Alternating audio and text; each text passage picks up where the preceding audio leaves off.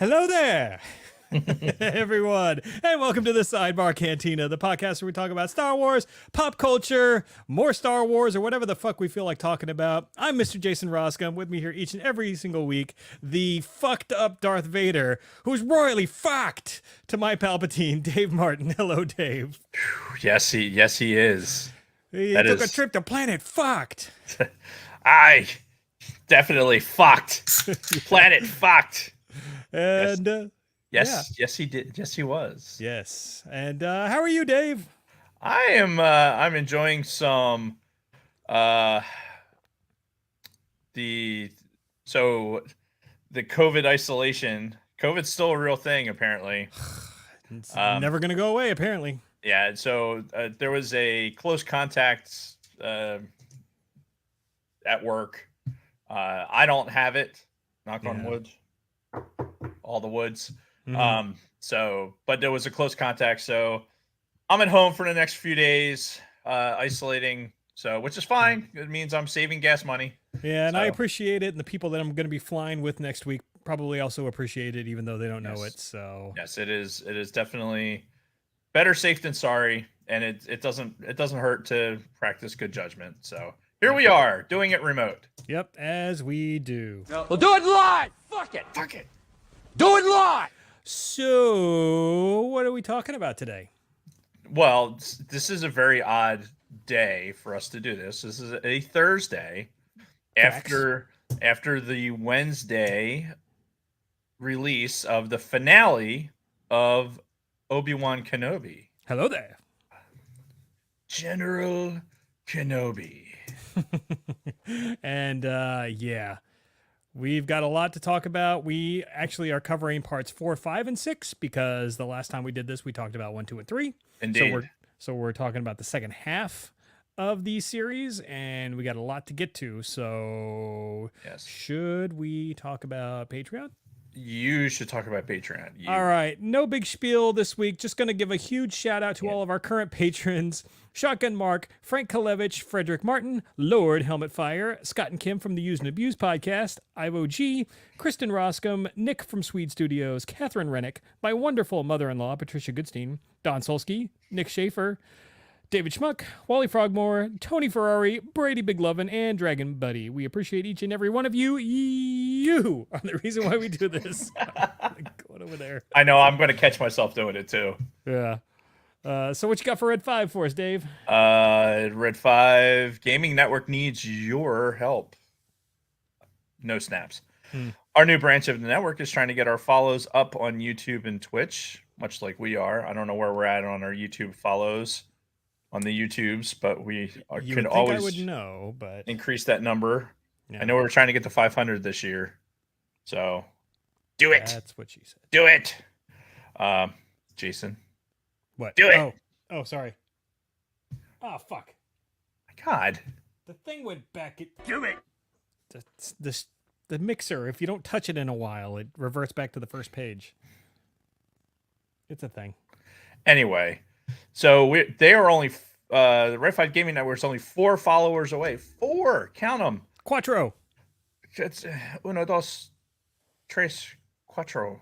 If only Miss Lopez were here. Yeah. Well, yeah. Her trailer's by the studio, so Yeah, we're probably not going to see her today. probably not, unless she calls in, which is entirely probable. Anyway, they're 4 followers away from going to 50 on Twitch. So go to bio.link/red5gaming, bio.link/red, the number 5 gaming, and Cinco. and click on the YouTube and Twitch icons shortcuts, 4 shortcuts.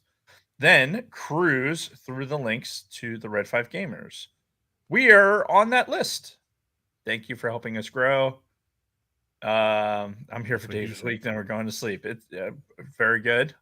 It's a short week, but because this was a short week for us. So smooth. So smooth.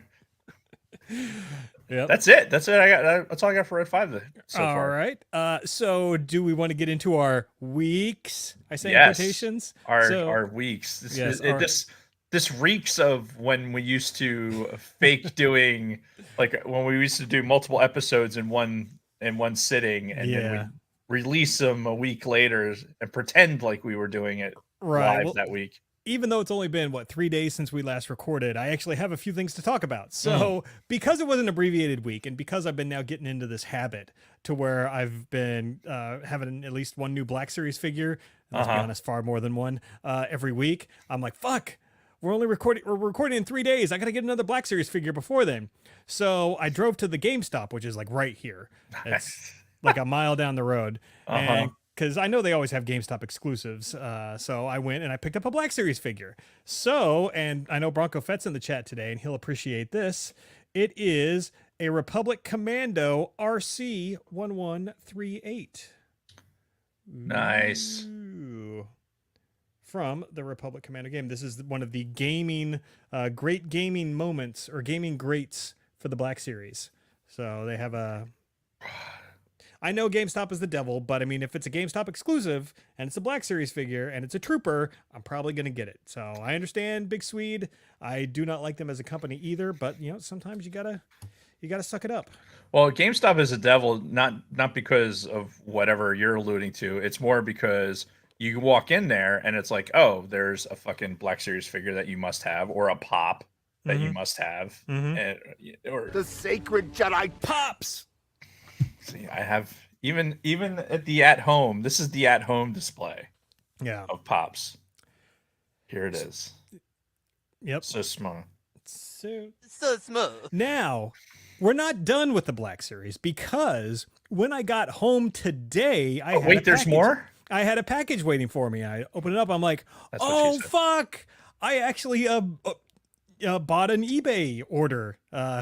This was last week. Completely forgot about it because I knew it wasn't going to be here for like another week. Because it was. Were you from, on like Ambien or something and you bought it and then no, forgot about it? I wish I had Ambien. Jesus, I've been sleeping like absolute shit lately, but that's another story. Yeah, for like a week. Terrible sleep. But anyway, so yeah, I bid on an eBay auction, won it at like $85, and it was waiting for me when I got home today. I'm like, oh shit. Just in time for the podcast. And all I did was I cracked it open just enough so I could verify that this is what it was. So we're all kind of seeing this stuff together. So we can start off with a sand stormtrooper. Nice. This thing, and it doesn't even, you can't even see how good it looks on the camera because this thing is fucking beautiful. Oh, love it. We've got, this is like my third fucking Death Trooper. Nice. Rogue One. So I'm You're gonna have a whole to... squad of those guys. Yeah. We've got from the Mandalorian, fucking Bill motherfucking Burr himself. That's fucking great. Miggs Mayfield in the driver disguise. That's fucking awesome. Now I have a doll of Bill Burr forever. Billy fucking Burr. We've got another clone trooper with the blue. This is a 501st guy. So the blue is 501st, right? If you remember in the flashbacks from what the we're going to talk about today with from Obi-Wan, those troopers were walking in with Anakin. Right, so they were the 501st. Right. The ones with the blue. We have this guy known as the Mandalorian, Din Djarin. This is, I think this is Beskar. It's weird. He's like very silver, this one, but it's not like the full Beskar. I don't know. I'm not sure which one. Well, compared to, don't we? Yeah. Oh, I took my. That's right. You took my boxed one, the chrome one that I had in the box, but I thought we left the one out of the box is still there. Yeah, and it's different than the one that's out of the box. The one that's out of the box is he's all in like his brown gear, his like episode 1 of Mandalorian gear, whereas this guy he's a lot more Beskar. So we'll I'll figure out which one it is later. But the pièce de résistance in this fucking set. Better than Bill Burr? He was a Jedi and he was Sith. But you can call him Revan. Wow. Yeah, his lightsabers are in here too. That's They're- fucking phenomenal. Yeah, it came with the red and the purple sabers as well. Dude, that's $85 right there just Yeah. for him. That is fantastic. I might have a problem, Dave, with the Black Series figures. You don't have to This tell is- me. This is yeah. This is quickly becoming an issue. But you know what? Fuck it. I'm enjoying Well, myself. it's been pent up for a while. I mean, you've been Yes. watching the pops build around you, and you've contained yourself for a long time. Well, it's So- not even about like keeping up with the pops. It's more just like I fucking love all these Black Series figures and I want them all. I know. No, I get it. I'm just telling you that you've been good, and you've been controlling yourself, and now that you don't have to, you're like, oh, now I'm going to fulfill all of my desires. Yep. I am, Scott says I should do YouTube videos where I actually open Black Series figures. I might do that. Honestly, that would be a good way to drive traffic to the podcast. And they'd be short and, videos. And you're short. So small. Anyway, yeah, Bronco Fett says his action figures are his cocaine. They're a hell of a drug. So besides the Black Series figures, for me, as we kind of alluded to, I'm going on vacation next week and no show next week. Vacation night is in the morning. Vacation ride is getting. Like I did last year, I'm going back to California to spend my mom's birthday and the 4th of July with her. So going to be doing that. And yeah, we won't be doing the pod again until July 11th. July 11th. July 11th. 94. I don't think it worked. So, all right. But that's it. Going on vacation, and I'm sure I'll have more Black Series and tons of stories to talk about when we return. Indeed. Now it's your turn. I am rewinding. I got episode 5 on my iPad, and I'm rewinding to the part because I want to see Anakin annihilating younglings. I want to see the troopers in the background. So my week is I got a vacation also coming up soon with a secret destination. An uncharted space. Let's go. So more to follow on that, but yeah, so we'll have it'll be nice. We'll have our summertime vacations. So make sure that you're tuning into our other podcasts, Red Fivers and our Cantina family for your podcast fix during that time. But it's needed. You get to that point, and I know Jason can relate to this, where it's time. It's time for some time off. Mm-hmm. And it's not because there's like something really bad happening at work or anything like that, but it's just like that point at work where it's like, you got to hit that reset button. Yeah, I need a break. I just, there's things you're just taking a little bit too seriously. So yeah, it's time. I think it's time for me. Oh, here comes a part. Yes. Okay, little girl, and stop. Ah, damn it, missed it. What are you doing with little girls? Stop. That's not So funny. small. That was highly inappropriate. Of course, that's what we do. Pause. There we go. What's going on? No, I told you I'm trying to get to the part. Yeah, definitely 5. In the middle of the show when you're supposed to be talking? Well, listen, I'd be doing the same thing if I was sitting there, and then I would show like I'd be bringing it up for the audience. So why would it be any different me sitting here now? I guess. Anyway, yeah. So my vacation's coming up. I need a break. Kathy needs a break. She's coming to the tail end of her calculus class, and thank God. Oh my God. I think the person that's going to be happiest about it is You? No, it's Caitlin's boyfriend. Oh. Because that's or whatever. Yeah, so he's been her tutor, and he's been fantastic about it. And I know he says it doesn't bother him, and that's awesome. And he's been really cool. But I'm sure it'll be nice to not have to get texts and phone calls at 11 o'clock at night while she's working on homework. Yeah. Because she has her 4.0 grade point average and she wants to keep it. So she wants to know what the fuck she's doing. And that's awesome. Oh yeah. That's great. Good for her. The only other thing that happened this week, that in this abbreviated week, was, I think I've talked about it on and off the podcast, and kind of joked about like how I'm going to write a book, right? Oh yeah. The book. Mm-hmm. So I basically started a whole separate like Google thing for it and started writing. No shit. So I got to a point in so I was reading or listening to the Endurance book by Scott Kelly, and it's it's autobiographical, and he's telling the story. And so often we're sitting here bullshitting and telling stories and doing whatever, and I'm like, I have this platform where we're telling stories and regaling and recalling things that I have a unique perspective to be able to do that fairly frequently. Like, I need to start writing some of this shit down.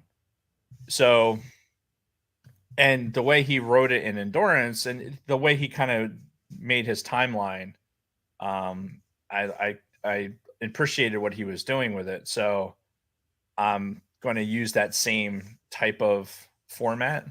Mm-hmm. So I started writing it in that format.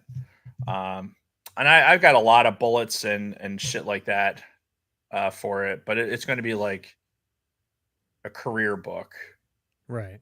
For stuff that happened in my military career. So it'll be interesting, and it'll be Dave telling the story. It's not going to be like a novelization or anything like that. Like I've written a sizable portion. Like I wrote a foreword and well into the first chapter, and with sidebars. Like I'm like sidebarring within the thing, and then I had the sidebar to explain why I'm sidebarring. So if you're going to be reading this book, it'll be people that are following the podcast will pick up exactly, because I'm going to do it like I'm do on the podcast. Mm-hmm. So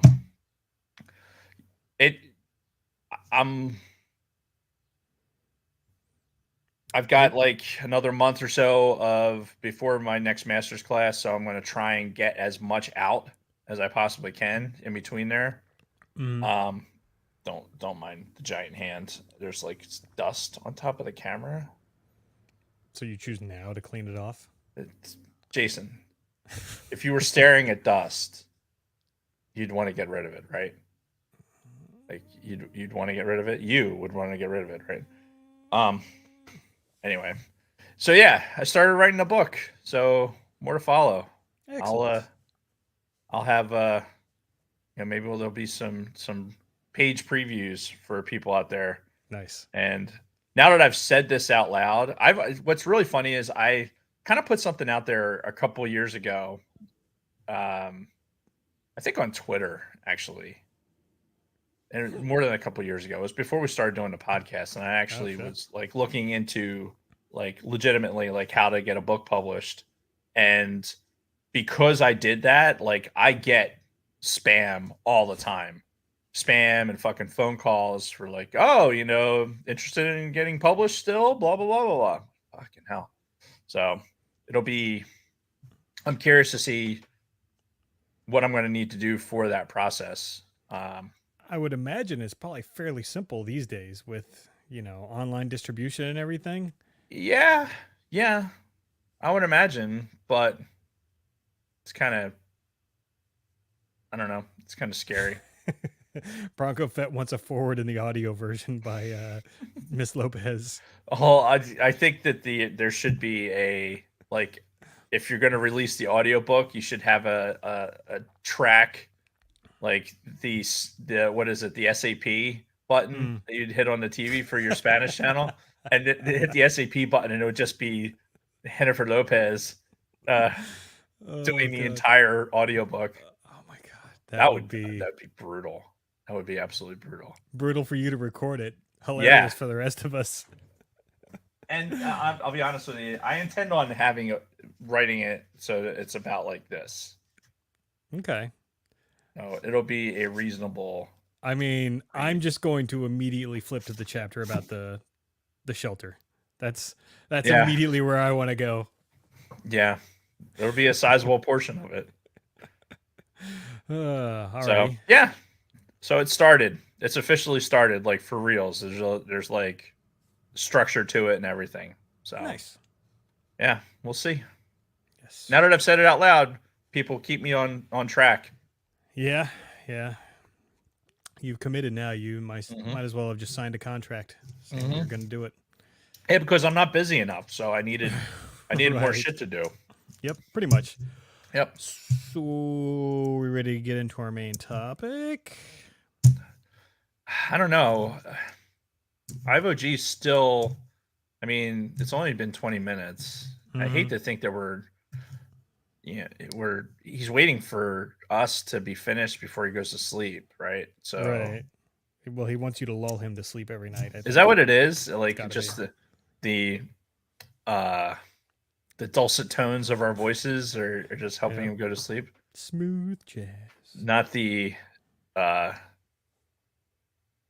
you know what? Never mind. I'm not even going to bring it up. There's a lot of stuff happening in Bulgaria right now that I'd be curious to talk to him about, see what his opinion is, but we're not going to go there. Apparently, I have not been keeping up with current events because I have no idea what you're talking about. Yeah, it's I've been interesting. busy. All right, so Obi-Wan, Yes. why are you here? Because of Obi-Wan. Yes, that is the answer. So, Yes. parts 4 through 6. Let's get through 4 fairly quickly because if you ask me, this is the low point of pretty much the whole series. Even though it's like not all bad, there's still some good parts in part 4. For me, this was kind of a lower point that like I'd rather just get through as quick as possible so we can get to the juicy stuff. And we start off, if you recall, when last we left Obi-Wan, he was completely fucked, getting dragged through the fire by Vader before he got saved by Tala and her fucking her loader droid. Right. Before they got him the fuck out of there. But yeah, Obi-Wan was in deep shit at that point. And we start off this scene basically where they're putting him into a Bacta-tank, and we get this real cool dueling Bacta-tank shots between. Oh, George Lucas is in the chat. Hi, George. Nice. Hey, George. I wonder what he thought of the Obi-Wan series. Yeah, I'd be curious. Please, but yeah, post your opinion in the chat. We'll discuss. yeah, and this is something very cool that we see a lot in the rest of the series is these mirrored shots with Obi-Wan and Vader. Mm-hmm. And right now we're getting these shots of Obi-Wan and Vader both in their fucking respective Bacta-tanks. Yeah. Sweet shot. I'm going to say it right now, and I think I said it when we were talking about episodes 1 through 3. Like anything that Vader's in has been fucking money. Mm-hmm.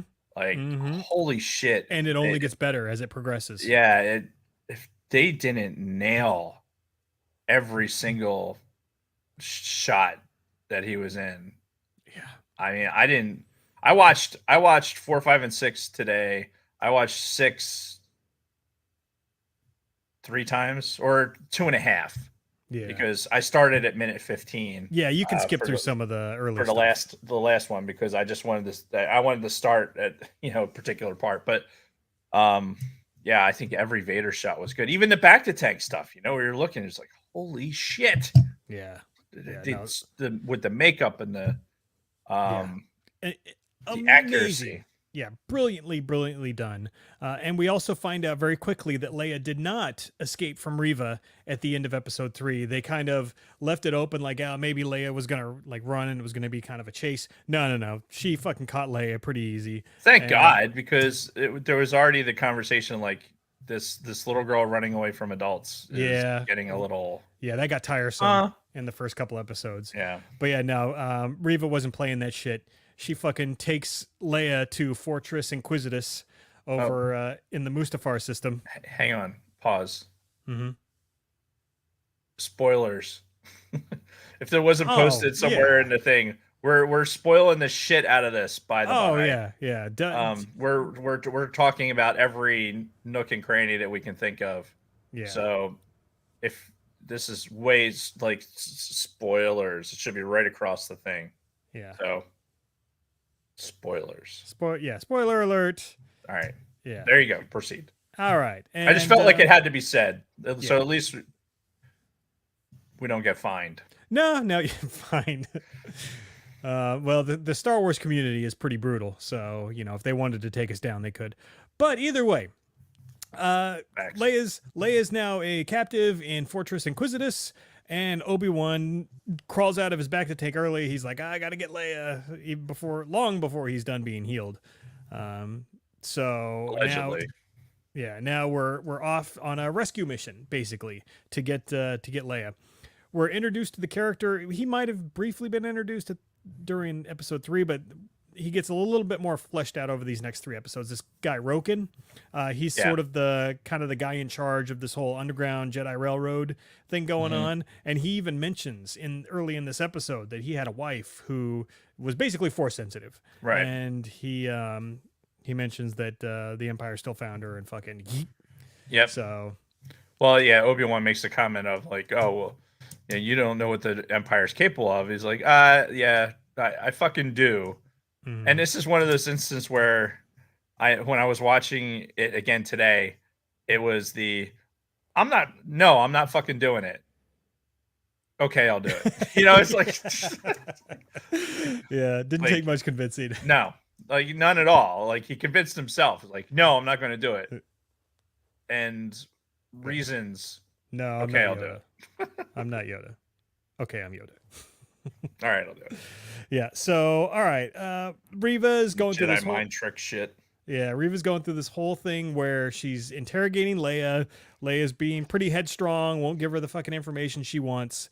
While that's going on, Obi-Wan and Tala are breaking into the fucking fortress because Tala's still got her Empire officer gear on, even though all kinds of red flags should have been fucking flying everywhere, but because she was a bitch to the security guy on the floor, he's like, oh, fuck it, let her through. So what I thought was interesting about this was like, it's not what we find in this episode is it wasn't just like somebody from the rebellion dressed up as an Imperial officer. This was an actual Imperial officer that had turned and was working from the inside.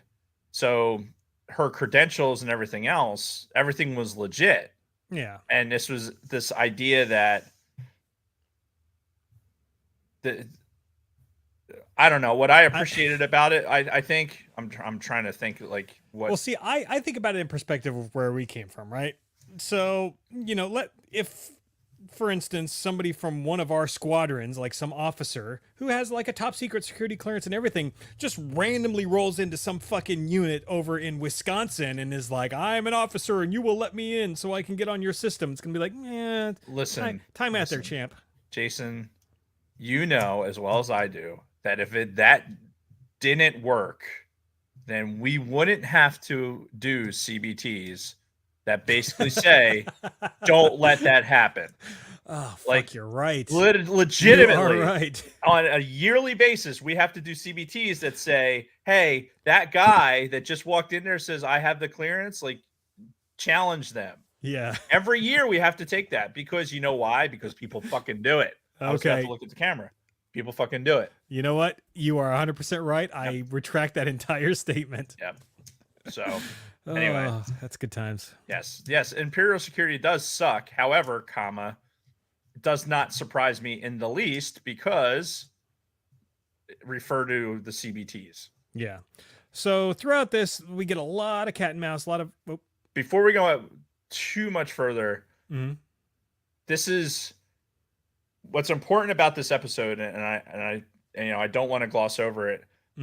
This is this arc where we have Obi-Wan at his absolute lowest, right? With his connection to the Force, like he could barely fight Vader. Like he was like that lightsaber battle was really just survival. That really wasn't him like using the Force to Yeah. as a Jedi and doing it appropriately. So when he's in the shuttle and he's trying to use the Force to like move stuff and things like that, like you could tell that he's okay. This is where he's trying to like control, delete his connection to the Force. Mm-hmm. And why I think that's important. A lot of people are very dismissive about they nerfed Obi-Wan in the beginning of this because how is somebody so powerful not maintain this connection? Well, I think I know we talked about it was look, this emotional state and everything else, like, and what had happened, it'd be very easy to lose your connection to the Force and deliberately because you lost everything. So now I think in this episode and where it was poignant for me was in the shuttle when you see him trying to use the Force. Mm-hmm. Like he has this mission. He's found, he knows he has to save Leia, for Leia and Luke's sake. So he's trying to reset his connection to the Force, and each step, like through the next 3 episodes, or to its climax, obviously in episode 6, you're getting him getting stronger and stronger. Right, and even Tala in that shuttle mentions you have to recover physically and mentally. Right. Because he's been through some fucking trauma. He's been through a lot of mental trauma just as much as physical trauma. Yep. Throughout all of this, and that's a really good point. And even throughout the course of this episode, you start to see that stuff kind of coming back. Mm-hmm. Like when it comes to him, like doing the Force projection to distract the stormtroopers, Mm-hmm. exactly like we see in episode 4: A New Hope. Yep. So a lot of mirroring imagery between that movie and this one as to like what Obi-Wan's doing, like sneaking through the fucking Imperial station, basically. Yeah, and I don't think that's accidental. I mean, I think that's not at all. That's deliberate. Yeah, and so anyway, we've got this whole long sequence where Obi-Wan's sneaking through the fucking the fortress. Reva is like trying to get this information from Leia, moves her to a new torture chamber. Oh, I just thought of a drop that we need. We need Babu Freak. Hey! So that when somebody like comes in the chat or something, we can just like go, hey! Hey! All right.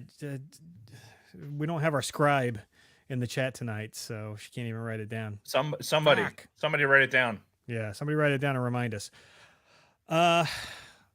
So we get a really cool spot. Now I'm skipping ahead a little bit because, I feel like, yes, some cool stuff happens with Obi-Wan and rediscovering his powers, blah, blah, blah, blah.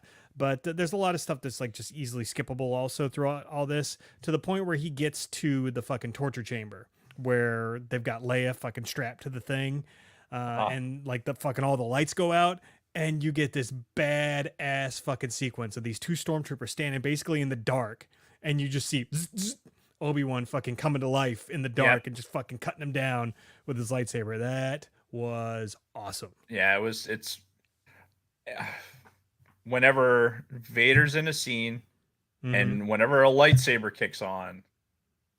Yeah.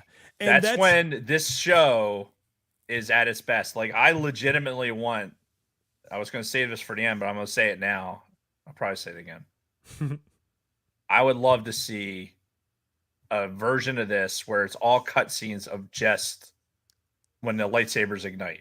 Oh, yeah, like that would be only awesome. Like cut everything else out. Just start when the lightsaber ignites, and that those sequences, and just mush them all into one fucking thing, so I could just stare at it for fucking over and over and over again. Yeah, it's good shit. Oh, and also right before we have that scene where he saves Leia from the stormtroopers, he's going through the fucking tomb of where they have all the dead Jedi. Not all, it's probably what, 20 Jedi corpses or so. Obviously not everyone that they fucking killed.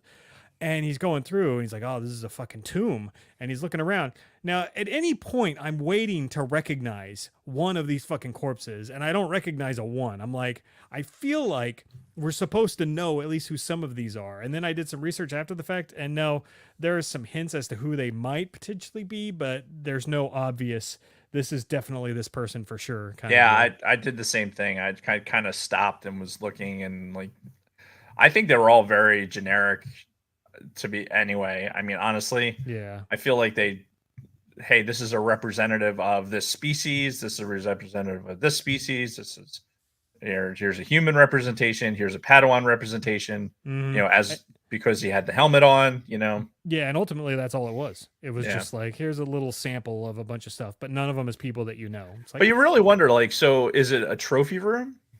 Like, what is the Kinda. purpose of that? Do you Well, think it's just a trophy room, or do I you think so. Yeah, because also in the Inquisitor's chamber where they had their little fucking like conference table, there's like lightsabers lining the room also Right. inside of all the Jedi. So, So- yeah, I think it's just they like to keep their fucking trophies. Okay, so in The Mandalorian, we know that there's a room filled with bodies in some state. The what we thought were clones. Yeah. Like, I don't know. I I'm with they seem like they weren't like they were like preserved in amber almost. Like they Yeah. were definitely, it seemed like trophies, but the just having them there, and then I immediately had imagery of like when they got into the security facility at that one point in The Mandalorian, and were like they came across these fucking these bodies and I mean, I guess there could be a relation. We never found out what was in those chambers in the Right. Mandalorian, but I think the overarching theory there is some type of cloning. yeah, well, and we can make those associations on. because of the uniforms and stuff like that. I just found it interesting. I mean, one thing I was thinking though is this could be, since it was located like right next to where they were fucking about to torture Leia, it could just be more of an intimidation thing. Is they capture a fucking Jedi, they're trying to extract information, and they walk them down that fucking hallway, and they're looking at all their dead friends to kind of like demoralize them a bit. Yeah, just to get them weakened, realize that their fate You're is fucked. sealed. That's you know what? I like that better, to be honest, because I think about survival school. When when you go into the prison camp, you don't just go, like, you walk past all the other prisoners almost deliberately, because like, yes, look, see all these fuckers, you're just like these. They're hopeless as these people that are stuck in here. So Oh my god, when they're fucking walking out, like it's the worst fucking disguise. It's like the three midgets like on each other's shoulders with an overcoat over them, and like Obi-Wan's walking out with like fucking Leia underneath. I'm like, oh god, really? And nobody's noticing. You got the fucking alarms going off all out the facility, and they're just walking. But that's not the most, honestly, that's not that unrealistic, because when things are happening like that and you have this like huge distraction with the alarms and everything else, like, unless you're attuned to be looking for something that's different, you're not paying attention. Yeah. Like, you don't see a dude walking out of uniform. You see a uniform shape, and that's good enough. Like, your eye isn't stopping for it. So that's why the haphazard uniform actually can work in my mind. Like, for me, it didn't. I get it. Like, it wasn't so ridiculous for me. Yeah, I just thought it was silly. But I mean, again, not a What else are you game going to breaker do? or I mean, anything. honestly, at that point, what else are you going to do? Yeah. And then of course we get this confrontation where Reva confronts them on the deck there, and we get the snow speeders rolling in. So I guess this is where we're led to believe that these fucking snow speeders kind of came into the rebellion, because if you remember when we were watching Rebels, it was like every fucking season somebody new joined the rebellion and brought their fucking ships that we were familiar with them. We had like the Y-wings and the B-wings, and every new group brought their new ships, and now this might be where those fucking speeders that they ended up using on Hoth came into play. When they were talking about when they were making the plan, right? They had mentioned the Swedes in the chat, mentioning who was in the Tara tubes. Sinube from the Clone Wars was in one of the tubes. I'm not familiar enough with random Clone Wars Jedi to recognize the name, unfortunately. But when they were formulating a plan, they were talking about like the I think they said T-47 speeders or something. They were talking specifically like, okay, this is what we got. Yeah, Right. and they're like, oh, we use them for hauling sewage or something like that. Right. Yeah. Now I gotta look that up. T-47 airspeeder. There you go. Look at that. Yeah. So, but yeah, that just could be how those ended up in the hands of the rebellion. But yeah, so they roll in there to basically rescue Obi-Wan, Leia, and Tala, and Rip Wade, who doesn't make it out with the rest of them. He gets Boom, boom, boom, boom, boom. he gets something thrown into his ass, and he crashes, and he won't be joining us anymore. But not gonna work here anymore. That's right. And then Vader rolls up. This is afterwards. Vader rolls up and starts kicking Reva's ass. He's like, "You motherfucker!" Ah! Puts her in a chokehold and everything. Right. And she's luckily able to vocalize that she put a tracker on the ship, and of course it was Lola. Right. Red-eyed Lola. Yeah. Because the red eyes, just Yes. like evil 3PO, like this is how you know that they've gone to evil. Mhm. Droids At least have red eyes. temporarily. Yeah. Yeah. I didn't realize restraining bolts did that to droids. Turned them fucking evil with the red eyes. I who knew? Yeah. Well, this is the same, these communicators and comlinks. Would you really sit like if you're brazen enough, like let's rewind for a minute. If you're brazen enough to fucking infiltrate this where there's inquisitors, right? It's this high security fucking area.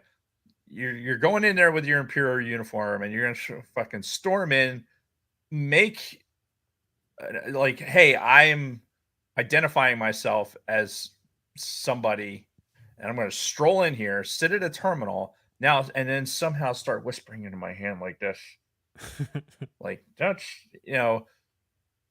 and then have the communicator loud enough when you leave it on the fucking table that like other people can hear it. Like the communicators bug me. Yeah, fucking mute that shit. Because you Yeah. hear Obi-Wan for the longest time. Tala! Like, and Obi-Wan, how about have some operational security for fuck's sake? Yeah. Like, is MCON a thing?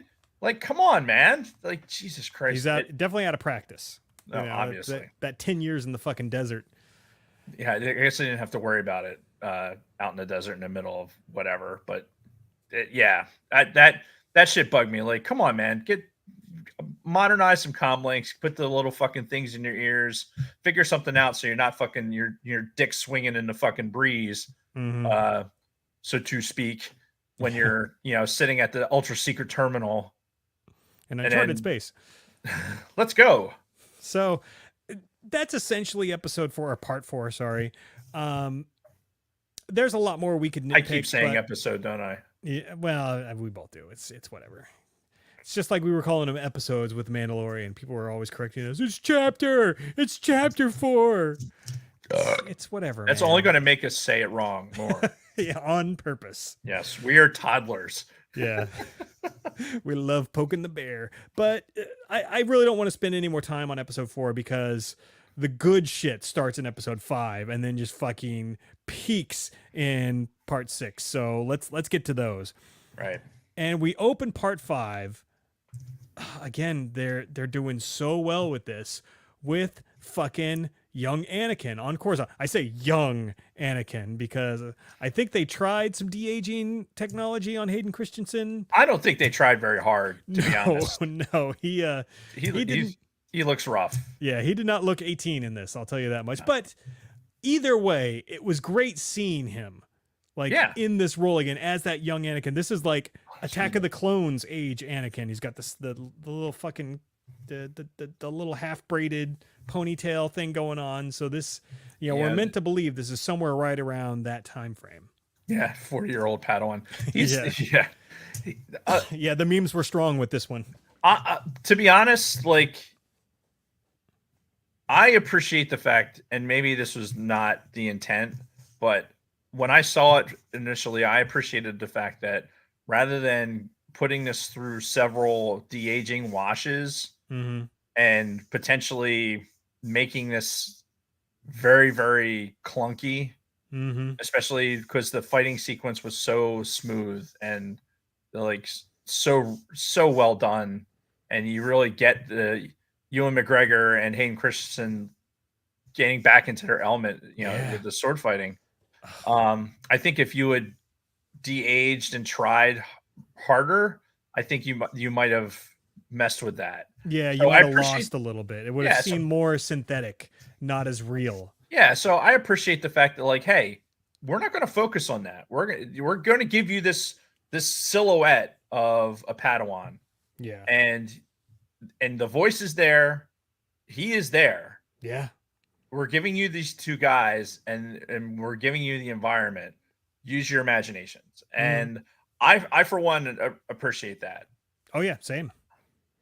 Yeah, and like this whole episode is essentially based around this flashback of Obi-Wan and Anakin having lightsaber training together, right? And again, whoever wrote this and Deborah Chow who directed it, fucking hats off to you guys, because this was so brilliantly done, this whole episode, the way it was, again, based around this fight, and we go back and forth from present time to back in this fight, and they're associating, and it's like a chess game at this point. It's Vader and Obi-Wan basically playing chess and trying to predict what the other guy's going to do. And at the end of the day, Obi-Wan's really kind of got the upper hand because he remembers all of Anakin's flaws and the mistakes that he's going to make in trying to basically siege this fucking place that they're holed up in. Yeah, and it's a gradual remembering too. It's not something that you can tell. Obi-Wan is coming to these realizations and opening as we're going. Like, I think with some of the statements he makes, like when he goes into the one area before fucking Tala goes in and has her fucking confessional for no reason. Right. That sequence, sidebar. You ever go to the grocery store and just have cashiers would suddenly just tell you their life story? Yeah. Yeah. That's what that whole thing felt like to me. Like, she is in there, he's standing there having a moment, right? And looking at the communicator with Space Jimmy Smits fucking telling him, hey, this could be fucked. Yeah. So he's obviously concerned, and he's I think he's starting to make definitive decisions in his mind, and I think that's what's making him stronger. Like the wishy-washiness of what am I going to do? Like, this is, not who I am. Like, that's starting to go away as he's having these thoughts, and he's trying to talk to Qui-Gon, but he's making decisions. And then Tala comes in. And now let me tell you about me. Yeah. Enough about you. I'm gonna give you my story so that you can have, like, you're gonna start to like me, right? We're gonna make a connection, and I'm gonna die. Right. Because that's what people that get close to Obi-Wan do. They die. Like, it's like, ooh, oh yeah, I'm gonna catch feelings for you. Like, you're kind of cute. Yeah, all right. Maybe we could do something later. You want to do something later? We're not getting shot at and being chased by Darth Vader. Yeah, cool. Or you can hold a thermal detonator and be like, bye. But that was pretty cool too. Yeah. You gotta do what you gotta do. So to kind of rewind a little bit to get back to the beginning of the episode, they're holed up now in that spaceport on Jabeam, and or new planets. Yeah. And fucking Reva tells Vader, oh, yep, they landed there on Jabeam. The tracker fucking worked. We got him. And then Vader's like, Neil. And he fucking anoints her Grand Inquisitor. I wanted her to cut his head. What I wanted so bad when I first saw this was, well, first of all, one of my favorite lines in this series was when she's like, oh, I'm so honored to be on the ship or whatever. And he turns and he's like, I'm not interested in civilities. Yeah. Like, yes. Like, he's so fucking mad. He's so mad. And he's using these flashbacks to fuel this fucking anger and this hatred, and it's making him so strong. Mhm. I think back to Bane, right? What was Bane using to make himself fucking strong, like invincible in the fucking Force, right? Like the Like memories of his dad. my memories his dad and the abuse and like all this shit, and he just rage and rage. And I think that's what Anakin's doing with these flashbacks. He's building up this rage. But when she comes in there and he basically tells her, kneel, I'm like, he's gonna lop her fucking head off, and the audience is gonna go, yay! All right, don't need her anymore. Yeah. But no, she fucking there, Grand Inquisitor, like, fuck. Yeah. Like, all right, I guess she's gonna stay for a little bit longer. Then back on the planet, we see Haja is back. The Jedi imposter from what was it, the second episode? Which I like this guy. I enjoyed him in his debut episode. Everything, he's only in small parts, which is good. He's good in so small. So smooth. he's good in small bits, and I like this character. I'm not gonna lie. I wouldn't mind seeing more of him in some form or fashion. But yeah, he's back, and he's now with the Underground Railroad. And of course, this is where Lola comes to life as evil Lola, and fucking seals the doors shut. Kind of shut, right? Like, kind of wedges them open. Which, like, if you're doing a siege, right? Mm-hmm. I'm gonna land a couple of ships with some, a couple squads of stormtroopers with some heavy guns and stuff like that. There's a giant opening on the top where you could be shooting down into this fucking this barrel of fish. Why don't you just go on top and shoot down at them? Like, I feel like strategically this is much better than trying to shoot through the door. Well, I think that's more where the personal feelings that Vader have come into play, because I think he still wants like Obi-Wan to die by his hand. He wants to do that shit himself. He doesn't want to just like fucking, shred the whole fucking place. Yeah, but you put him up there so they don't escape. I'm just talking about like, this is Empire strategy. Just like sealing at the its fucking best. top. Just blip. Yeah, just like, oh, hey, we're gonna put these squads here. We're gonna do this, but hey, let's put a squad on the roof to make sure nobody escapes. Yeah. All right, we're gonna put a heavy gun up there, like a SAM site, and just in case somebody tries to escape, we'll fucking shoot them down. All right, does it make sense? Cool. All right, awesome. No, we're not gonna do that. We're gonna line everybody up like we're the fucking goddamn British Army in 1776, and everyone line up, and we're gonna wait and shoot at one door. Make sense? Yeah. No, doesn't matter. We're doing it anyway. And this is where we start to get some of the chess game coming into play, because Obi-Wan then says he'll attack next. He hasn't the patience for siege. Right. And then somebody's like, well, how do you know? And then it immediately flashes back to the fucking duel that the two are having. It's like, oh, so well done. Like, I can't express enough. I love how they love how they dance. I love their lightsaber battle. And you see so much of the Battle of the Heroes duel in this, and you also see, like, as I'm watching it, I also catch some of Anakin's fighting style from Attack of the Clones when he was fighting Dooku. But you also get a lot of what you see in Revenge of the Sith, and it's just the choreography was on fucking point. The music was great. Now, these last two episodes, I know John Williams only contributed a little bit to the score of this. Whoever scored these couple episodes, fantastic fucking job, especially when we get to the sixth part. Yeah, and I feel like I didn't look at who scored it. I probably should, since I have one of the episodes up. I'll rewind to or fast forward to the end. I feel like they did it like in parts, so you're not getting this big orchestral flow like you would with John Williams, but you're getting it in sections that makes you Obi-Wan theme by John Williams, score composed by Natalie. Hang on, I rewind 10 seconds. Natalie Portman. Natalie Portman. 94. Edited by Nicholas D. Toth. Obi-Wan theme by John Williams. Score composed by Natalie Holt. Obi-Wan Natalie theme Holt. adapted by William Ross. Okay.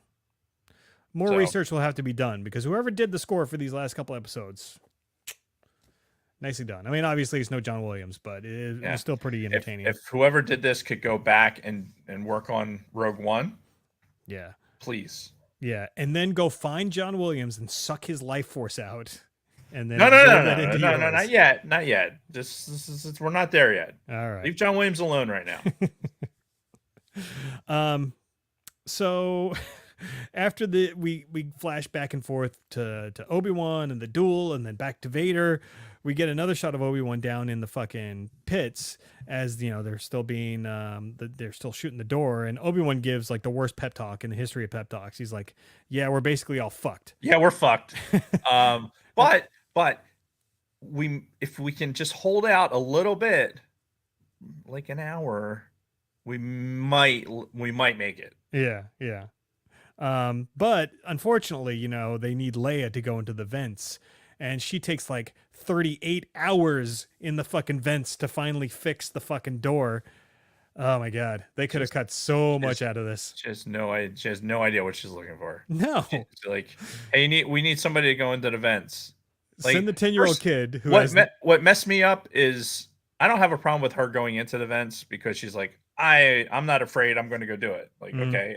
And Obi-Wan's encouraging it because he knows that she's whatever. I'm fine with all that. It's the Kumail Nanjiani saying, why don't you go in the vents and check? Like, why would the vents have anything to do with it? Like, why would you know that the circuit breakers were in the fucking vents? And first of all, or second and third of all, why would you put circuit breakers in a vent?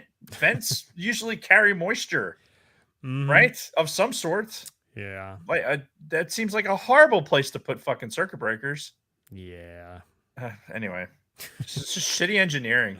That's why the door fucking broke in the first place. Right, exactly. So it's just some fucking toy. Yeah, why a could go in butterfly there. droid could fucking break the whole Red thing eyes. down. Because it had red eyes. Oh, yeah. So as part of Obi-Wan's plan, because now that he knows that they can't fucking like hole up and survive, he's got to go talk to Reva. So he goes and he talks to her through the fucking door, and we get the big revelation that I called in episode fucking 1 of this. That, oh my God, Reva was one of the younglings at the very beginning of the series. And I even drew my little surprised Pikachu face. And my nose like, oh my God, I never saw that coming. And Obi-Wan realizes that Reva's main goal is to get Vader, which I also predicted. I think I predicted that even before I fucking saw episode 1. I'm like, I know Disney, this character is not going to stay bad throughout this whole thing. And she's probably going to have her sights set on Vader. And I was right. So, massive revelation that everybody saw coming. And then they bust through the rest of the fucking door. But saying that, I didn't dislike how they did it. No, I mean, it wasn't bad. It was just extremely predictable. So there was no surprise, at least for me, for any of this, because I predicted her entire story arc basically and how it was going to go, like from the very beginning. Right. But I digress. Yeah, whatever. I don't care if you were right. So this Natalie Holt person that Scott from the Use and Abuse podcast is helping us out with right now. I brought up her Wikipedia. She also did 6 episodes of Loki. Oh, okay. Disney loves to reuse fucking people in their shows and movies and everything. Well, when you have something like, John Williams in there. Oh, sure. You can do that. Bark, bark. Bark. Yeah, bark, bark. Bark, bark, bark. And there's a Batgirl movie coming out? Yes. Michael Keaton's in it. She did the music for that. Yeah, sweet. So anyway, hey, she's 39 years old. Ooh, nice. So if she has the chops to work a Star Wars score, she could be the Padawan. She could be the one. She could be the one. She I is am the chosen one. She I am will all bring for it. balance. All right. So one to keep an eye on. All right, so we get the massive revelation. Ooh. And then we get Again, that I like scene. how they did it. We get You're that shitting on it, but I like how they did it. We get that scene that you talked about, how they're like now plowing through the fucking hallway, and Tala has her big fucking sacrificial moment. Right. Where her and Ned B basically sacrifice themselves to save everybody else. Well, they think they are. Yeah. They think they're saving everyone else. Yeah. But she was kind of like in deep shit anyway, because she took a slug to the gut. Yeah.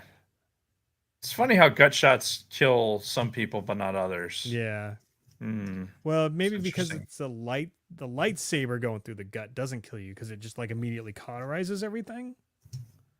But then how do you I'm thinking if it goes through your intestines and seals all your intestines off, then it'd be really, really tough to digest things. Or take a shit. Yeah. Ever again. Yeah. Just saying. Rest in peace, Qui-Gon. All right. Anyway, so that all goes down. And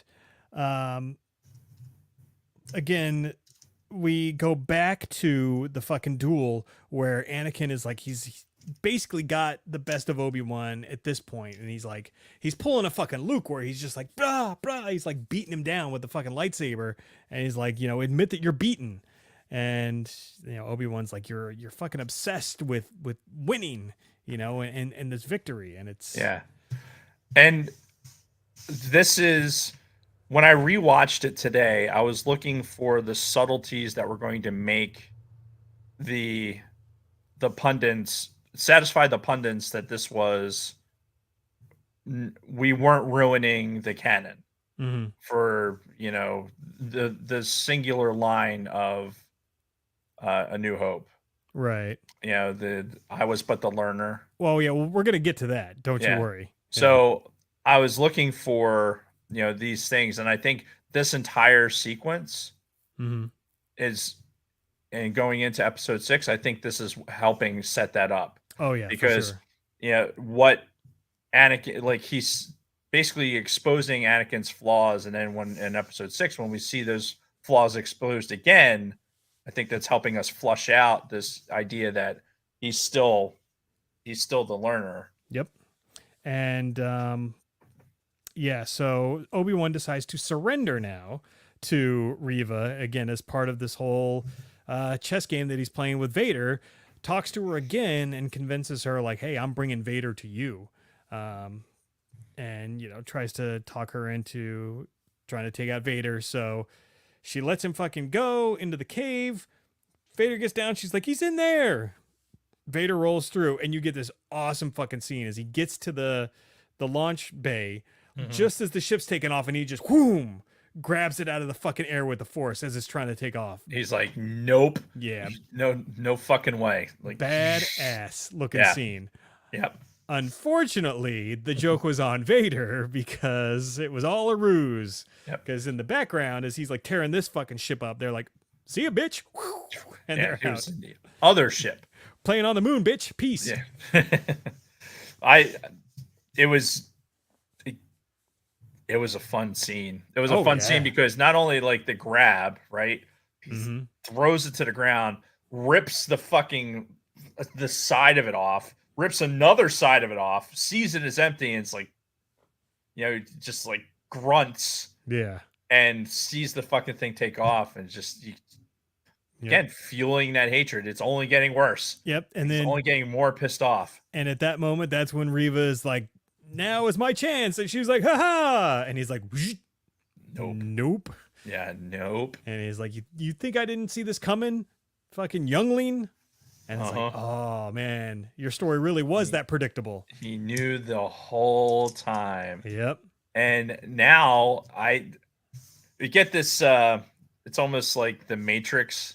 When Neo first gets in the Matrix, and him and Morpheus are doing the kung fu bit. Yep. And Morpheus is just handling him. Mm-hmm. Vader using the Force to stop her lightsaber stuff. like using his hands with the Force. I fucking love it.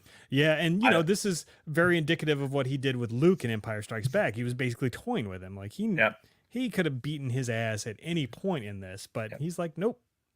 We're just gonna sort of play with you a little bit. Yep. And he's at no point in that exchange was he ever. You could tell he never thought he was in any kind of danger. He handled everything. Like, she thought that her anger and everything else was going to overpower him. Yep. And he was like, no fucking way. And I think about that comic, that panel out of the comic where Vader's surrounded by all the rebellion, and they say, we've got you surrounded. He says, all I'm surrounded by is dead men. Right. And he's such a fucking badass in this. And except when it comes to Obi-Wan. Well, but that's kind of what we want, right? Oh yeah. That's what we wanted. Yeah. And but he's in these sequences, like, we saw, like,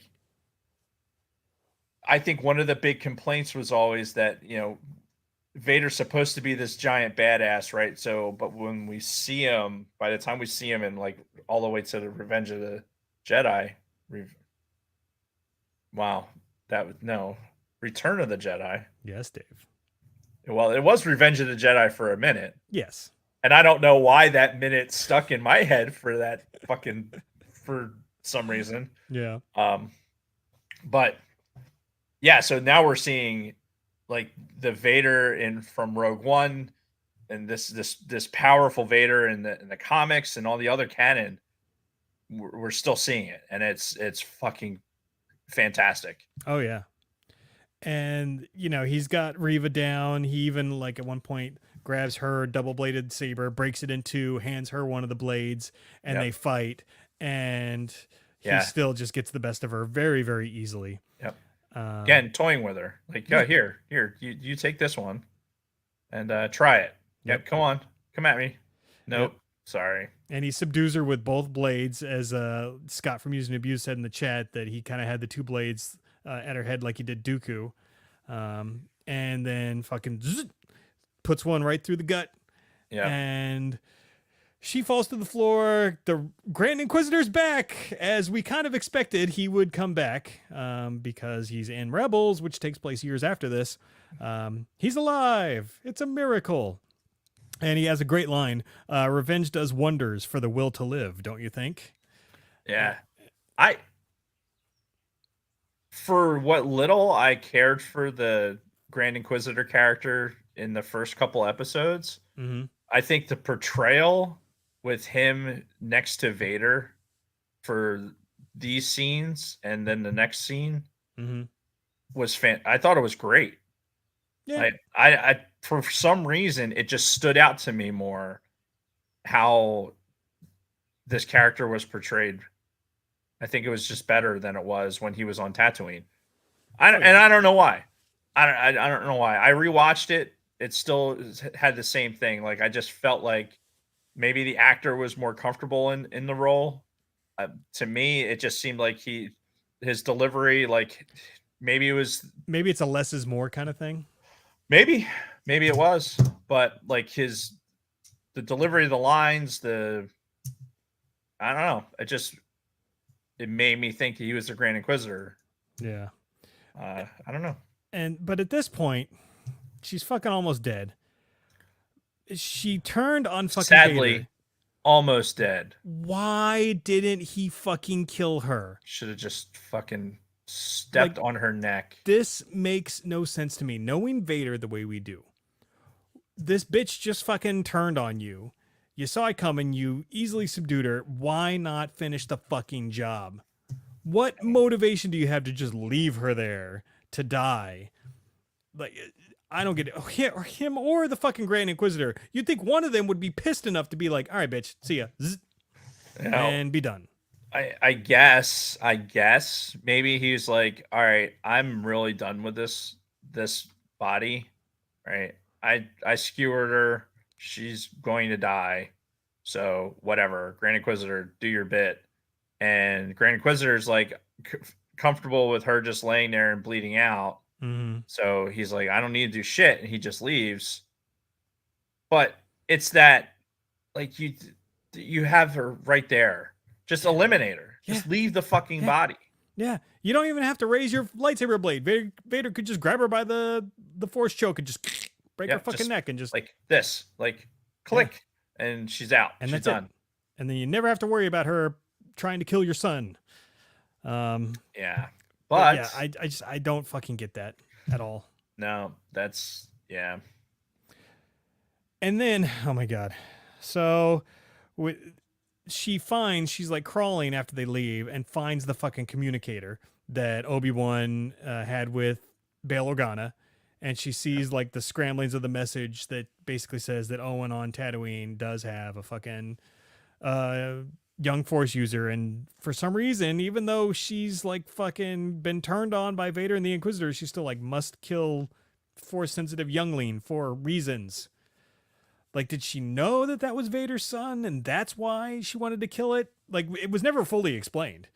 It was just all of a sudden she's like, oh, I know there's a Force sensitive here. I'm going to go kill it. Why?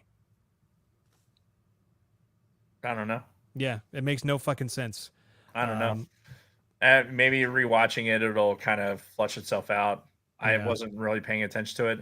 I was still pissed that she was alive. Yeah, no, like, she should have been killed. Yeah, like, they should have fucking killed her. And I had a feeling when he handed the message thing and his lightsaber to Haja.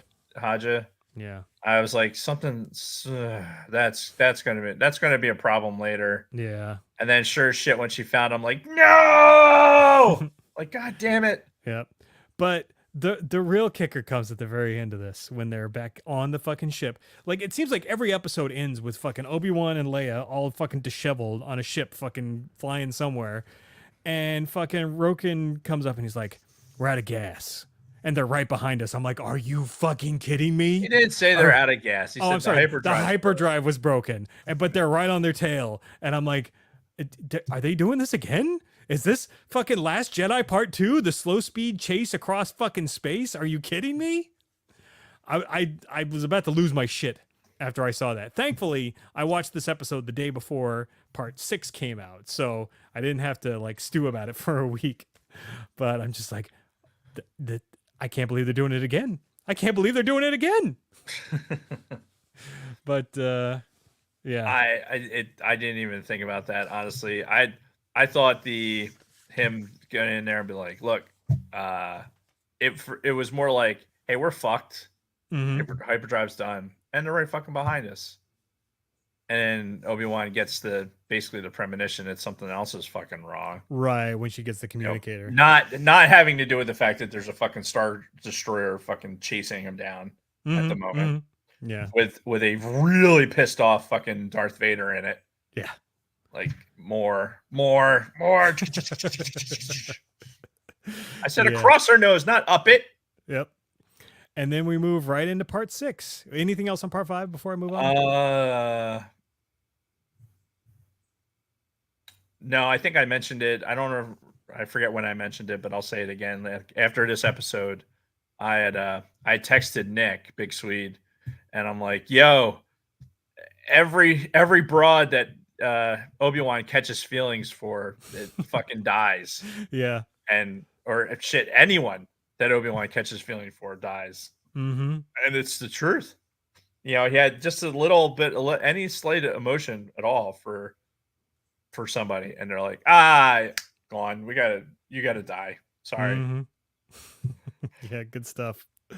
Do you need a pee break or anything before we get into I do. Now you've said that, I do have to pee. Yeah, I was kind of thinking about that myself. Hold on, we got to make this official.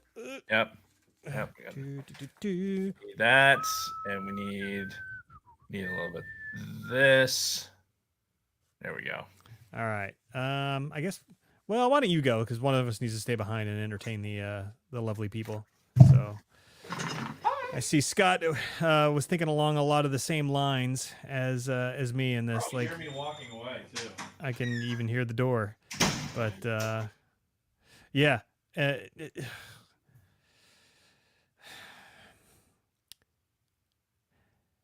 as soon as I saw the first previews for Obi-Wan for this show, I knew exactly what Reva's arc was going to be.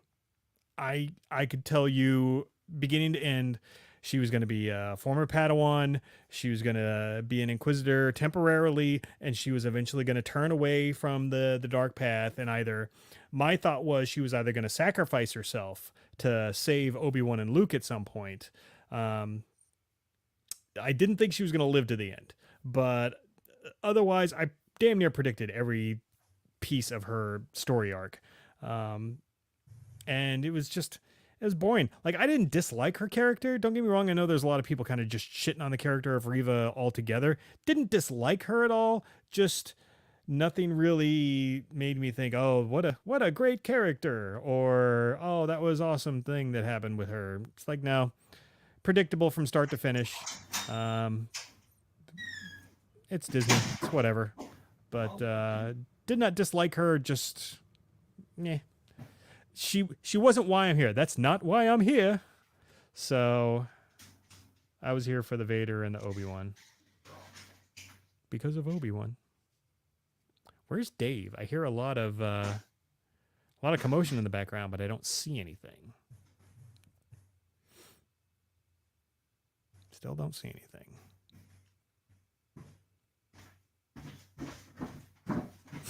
What the fuck is he doing?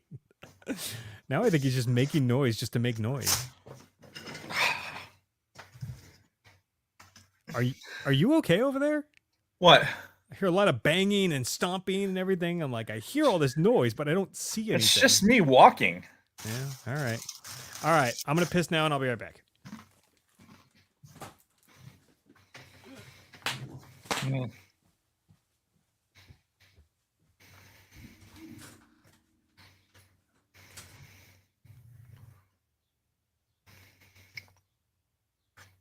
Yeah, Scott, I think we're all on the same page. Reva did not need to live. Yeah. Very, very frustrating. I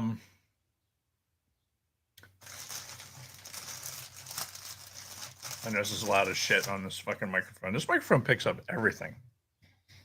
But fucking sometimes there's just nothing better than just saltines.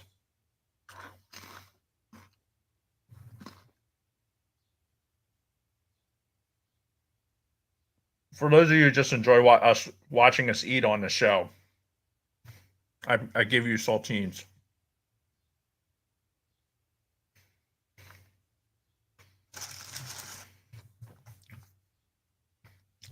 Because I didn't eat a proper lunch. Don't tell my wife.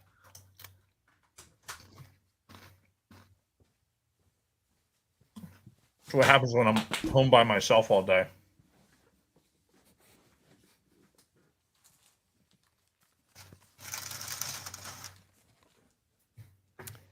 Alrighty. Probably take the P thing off now.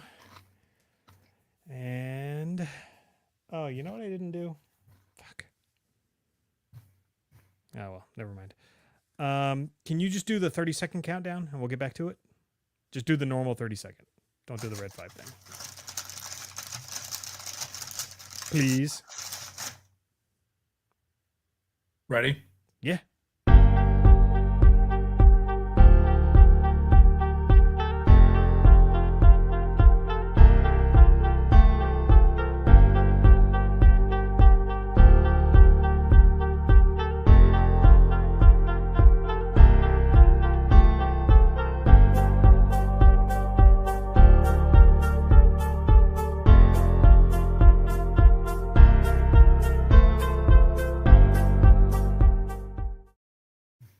And we're back. So, part 6 of this episode of How Many Saltines Can Dave Eat in 30 Seconds?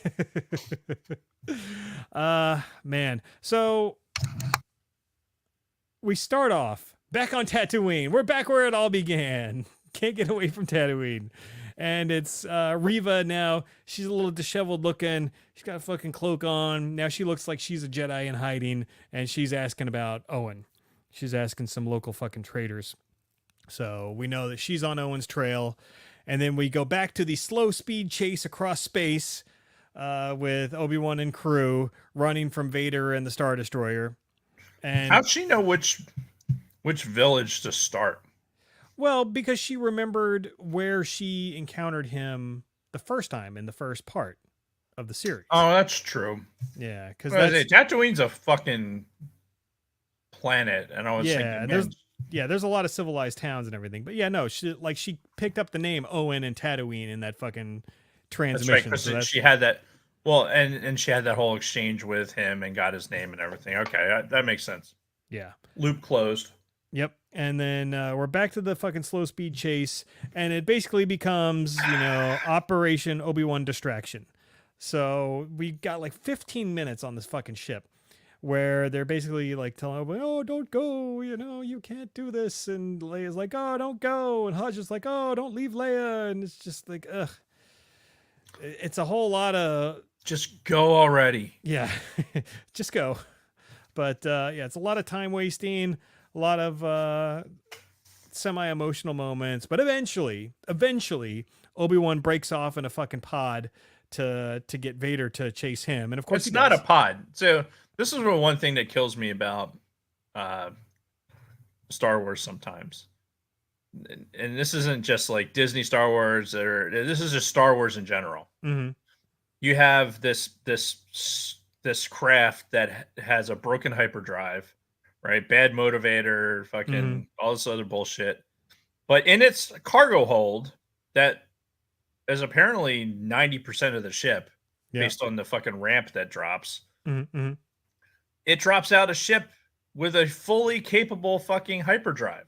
Mm-hmm. Because Obi-Wan flies that thing across the galaxy.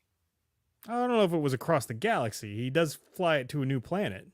He goes into hyperspace. Does he? Yes. Are you sure? When he goes to fucking, when he has the force vision, or he has the spidey sense with Luke, he fucking he goes into fucking hyperspace to get to Tatooine. Okay. 100%. Well, I mean, I know for sure they did that in The Last Jedi, because they're like, go to Canto Bight, go to the casino. Don't go get us more fuel and bring it fucking back. No, go to the casino, come back pretty much empty-handed, and then get us discovered. I don't like this series. I don't even want to have it in the same breath as fucking Canto Bight. I know. All right, we'll move on. So yeah, Vader basically he follows Obi-Wan. And they go down to this fucking planet, this kind of like rocky planet, which the rockiness plays a big part in the battle. And yeah, we have this final confrontation, or this continuation, I guess, of this battle that's been going on. But this is the battle that lives up to the, Revenge of the Sith type of battle. And it's feels like a true continuation of that fight. Mm-hmm. Where, you've got the line written down where Vader says, if you come to destroy me, Obi-Wan, and then Obi-Wan has the line, I will do what I must, exactly like from fucking Revenge of the Sith. And it's like, then you will die. And this is at the 15-minute, 30-second mark. Yeah. So those of you who are playing the at-home game, if you just want to fast forward to just the shit kicking part, 15-minute, 30-second exactly is when that line is spoken. Yeah. And then it's on like fucking Michelle Kwan at that point. And before we finish that, let's just briefly talk about what's going on Tatooine. Owen and Beru are now defending Luke because they know Reva's coming. Mm-hmm. They tell Luke, oh, the Sand people are coming. And they go into defensive mode, which they got the same actress that played Beru in the prequels. I love that. And I love everything about this sequence. I love that we have Owen and Beru, the original characters. I love that fucking Beru is a closet badass. She's like, nope, we're defending the fucking farm. I got the gunnery. Let's go fucking get the gunnery out. And throws it to Owen. And he's like, oh fuck, I guess we're doing this. Yeah. I love that they're going to defend their homestead. Yeah, and it's funny because when she didn't show up in that first episode, I thought, oh, they must not have gotten the actress back to play Beru because it's only the guy that did Owen that we saw in part one. But nope, joke's on us. It just made it that much better that Yeah, she was back. Yeah, it just made sense. Yep. And it was great. But again, it was all with Reva, and I just never fully understood her motivations, nor was there really any threat of anything going wrong with this, because we know Owen, Beru, and Luke all make it to episode 4. So the stakes are extremely low in this whole sequence. Yeah. So, and again, no idea what Reva's motivation is for going into this. So that's what happens on Tatooine, and that's all we're going to talk about that until Obi-Wan shows up. Now, back to Obi-Wan and Vader on Planet Rock. Rock, Dude. Rock. The fight is fucking incredible. It's so good, and I love the way that they use the terrain and the rocks. There's one scene where their sabers are like clashed and they're like leaning into each other, and Vader uses some rocks and takes out Obi-Wan's fucking feet, just blow, and knocks him off of his fucking feet. I'm like, ooh, that was awesome. There's so much using the Force to like as this extra element, this extra dimensional as part of the battle, the battle space, and the lighting. Like there was certain shots, and this is how they obviously they planned it out, right? Where very deliberate with the lighting, yeah, with the red and the blue, but there's the shots of the cross lightsabers in Vader's helmet, like in the eye of Vader's helmet, like these cross lightsabers. I'm like, fuck, if they just frame that shot up and fucking sell that as a print, they'd fucking make $1 million, Yeah. I loved everything they did with all of the lightsaber choreography, and especially this, because the sequencing was really well done, and then the lighting effects were really well done. Mm-hmm. They brought them into this like gray-green environment, and you just have the intensity of the lightsabers. And can we talk about for a minute the fact that this is a 6-episode show? Mm-hmm. Was there any point in this that you thought like, oh, that this was meant to be a 6-episode show and not a fully flushed out fucking cinematic movie? Like because of how the backgrounds were and how the film, the cinematography and the sound and everything, like this was a fucking movie. Yeah, and I mean, let's be honest, they've been talking about doing an Obi-Wan movie for fucking ever. So it's always been on the brain. With the success of Disney Plus and everything, they're like, let's do it this way. And I think it ended up being better because we got more content, because as opposed to getting 2.5 hours of content, we got almost 6 hours. Yeah. So. No, this is definitely better, but I guess the point of that is this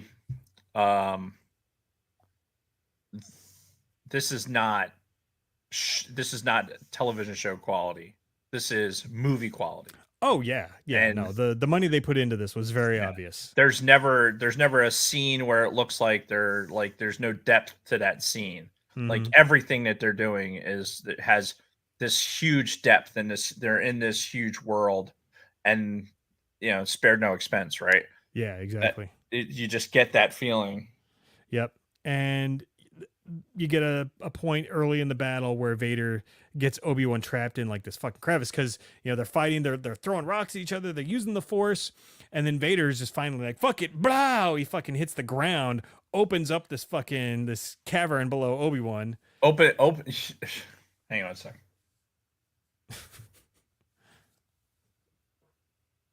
Yeah, we get the lighting better. We were posing for a selfie, apparently. Yeah. Kathy's on a break at school. Oh, nice.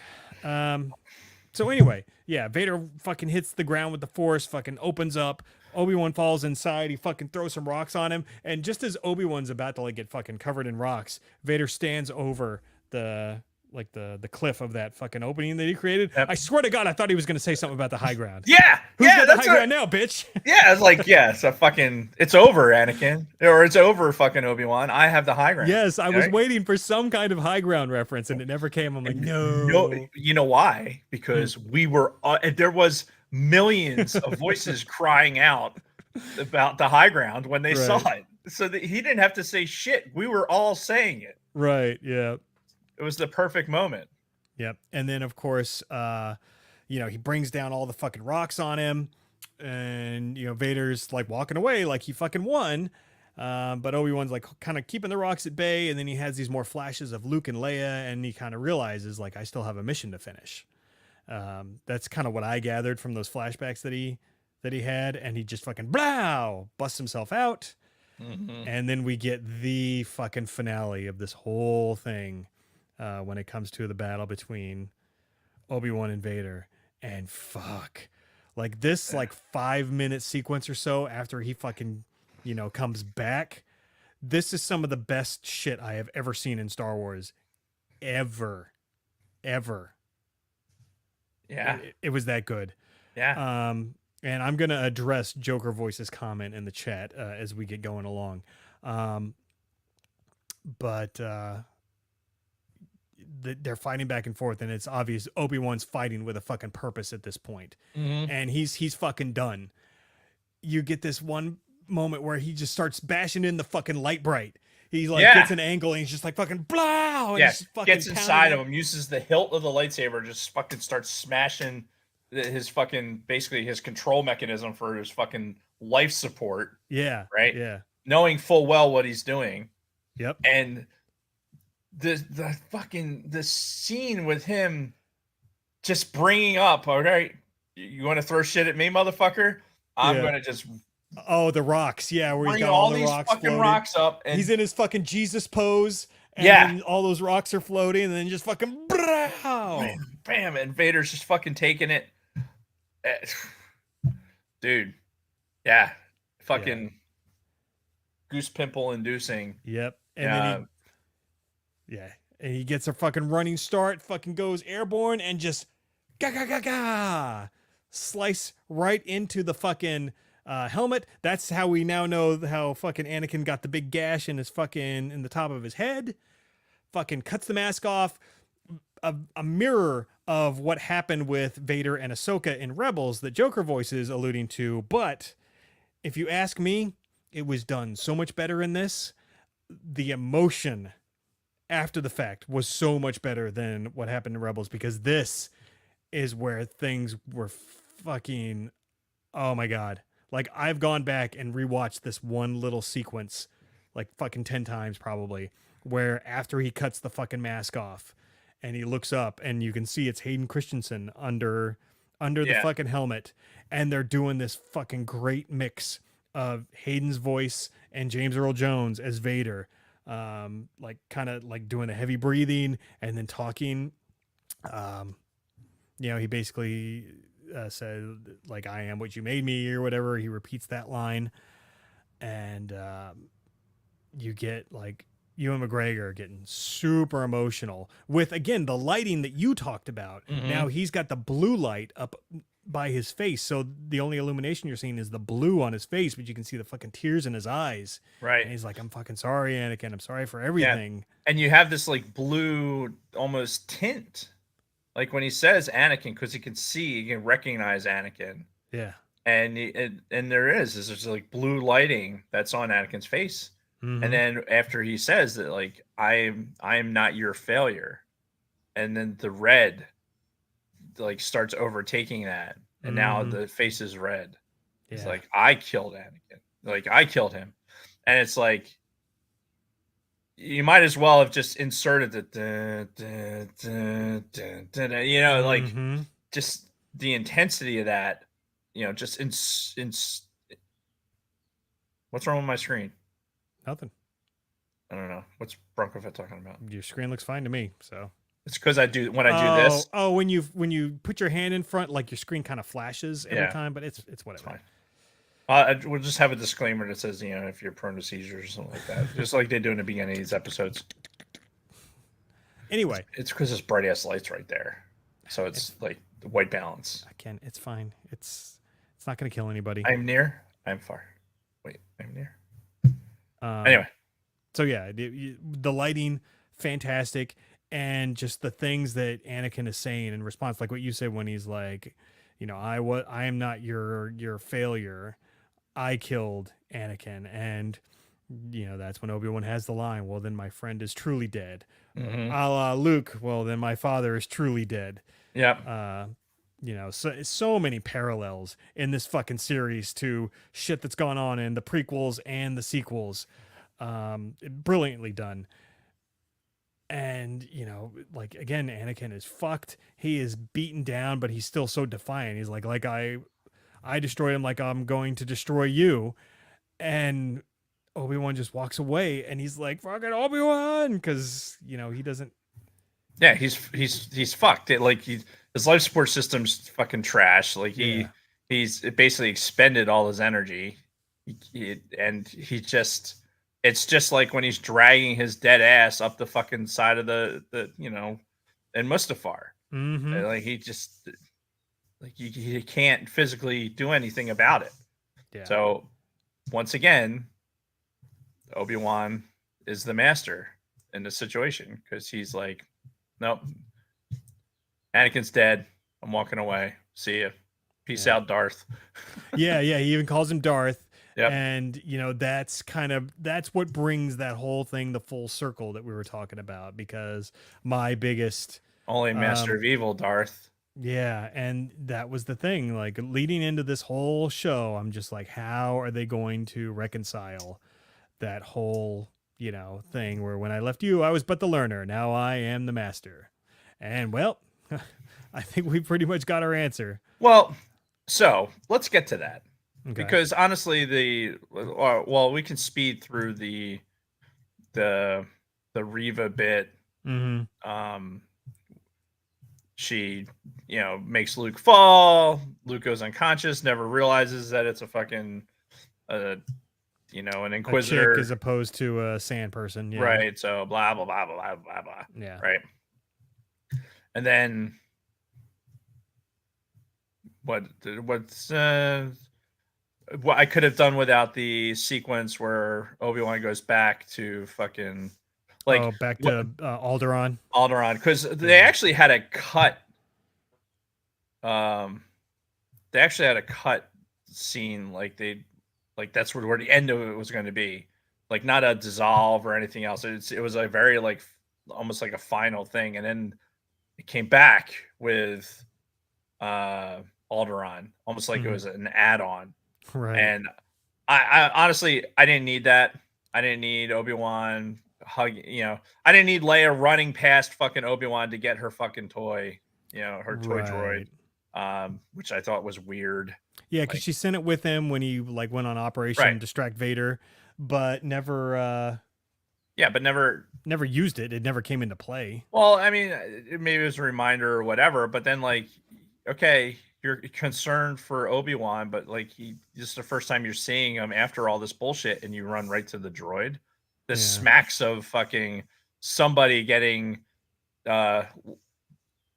bypassed in Force Awakens, right? When a certain somebody is coming off of the fucking Millennium Falcon and doesn't get their hug. Yeah. Yeah. With Leia.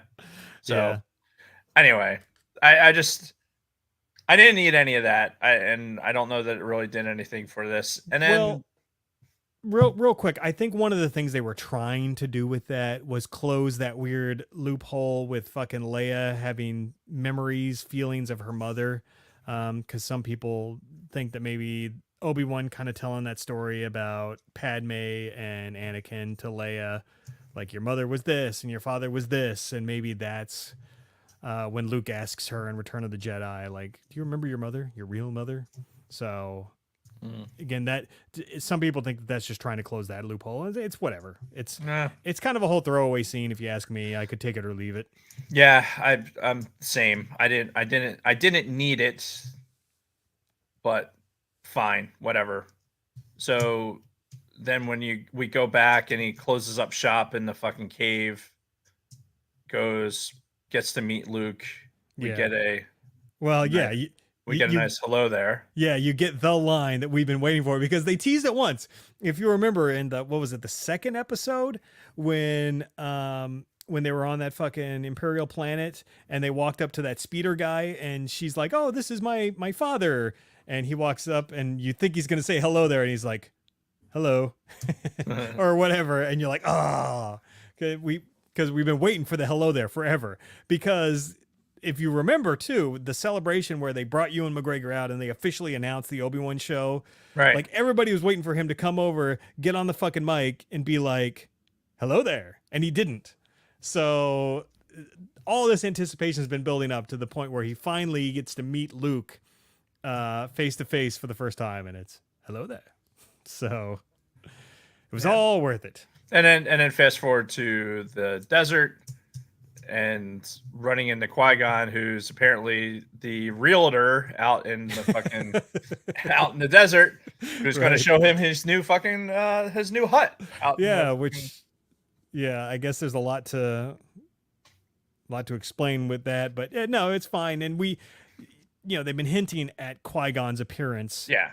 Well, since Revenge of the Sith, right? They've been hinting at Qui-Gon eventually coming to Obi-Wan as a Force ghost, and finally got that paid off at the very, very end of this. I would have liked to have seen more of that, honestly. Yeah. It was one of those things where it was hinted at for so long, and you would think that in this particular show, when Obi-Wan needed that, like he needed a push back into form, it would have been nice to have that, from a certain point of view, kind of Force ghost moment, and it never had it, but they saved it for the end just to show off that Liam Neeson apparently doesn't age. Yeah. Because he looks exactly the fucking same. Mm-hmm. So whatever. Again, it's kind of a throwaway thing. They could only afford to pay for like 2 minutes of screen time. Yeah, and that's for Liam Neeson's salary. It is what it is. And yeah, that was pretty much the end. But so let's talk about what Joker Voice is alluding to with the plot hole. With Kenobi, and like this statement with the years ago you fought alongside my father, blah blah blah, blah. When Leia which honestly that to me isn't the plot hole to me. Because Kenobi was a general in the clone army. Sure. So as a senator, it could that to me isn't really the issue. I think the bigger issue for me, if you're talking about plot holes, is you created all this. You created this this timeline where Kenobi and Vader now do battle in between their between episode 3 and then episode 4. Yes. As much as I appreciated how they did it, because I think they did it really well, and I absolutely love the execution. To me, it's still very squishy when it comes to like, if you really wanted to look at it from like some hard line standpoint. But here's the thing, and maybe it's with age or whatever, but I am more willing to suspend my disbelief on this, because what did I get in return, right? If that line, if we're saying that, like, okay, this line is sacrosanct, right? Is we're saying that this line is sacrosanct, and then we interjected this whole other fucking portion.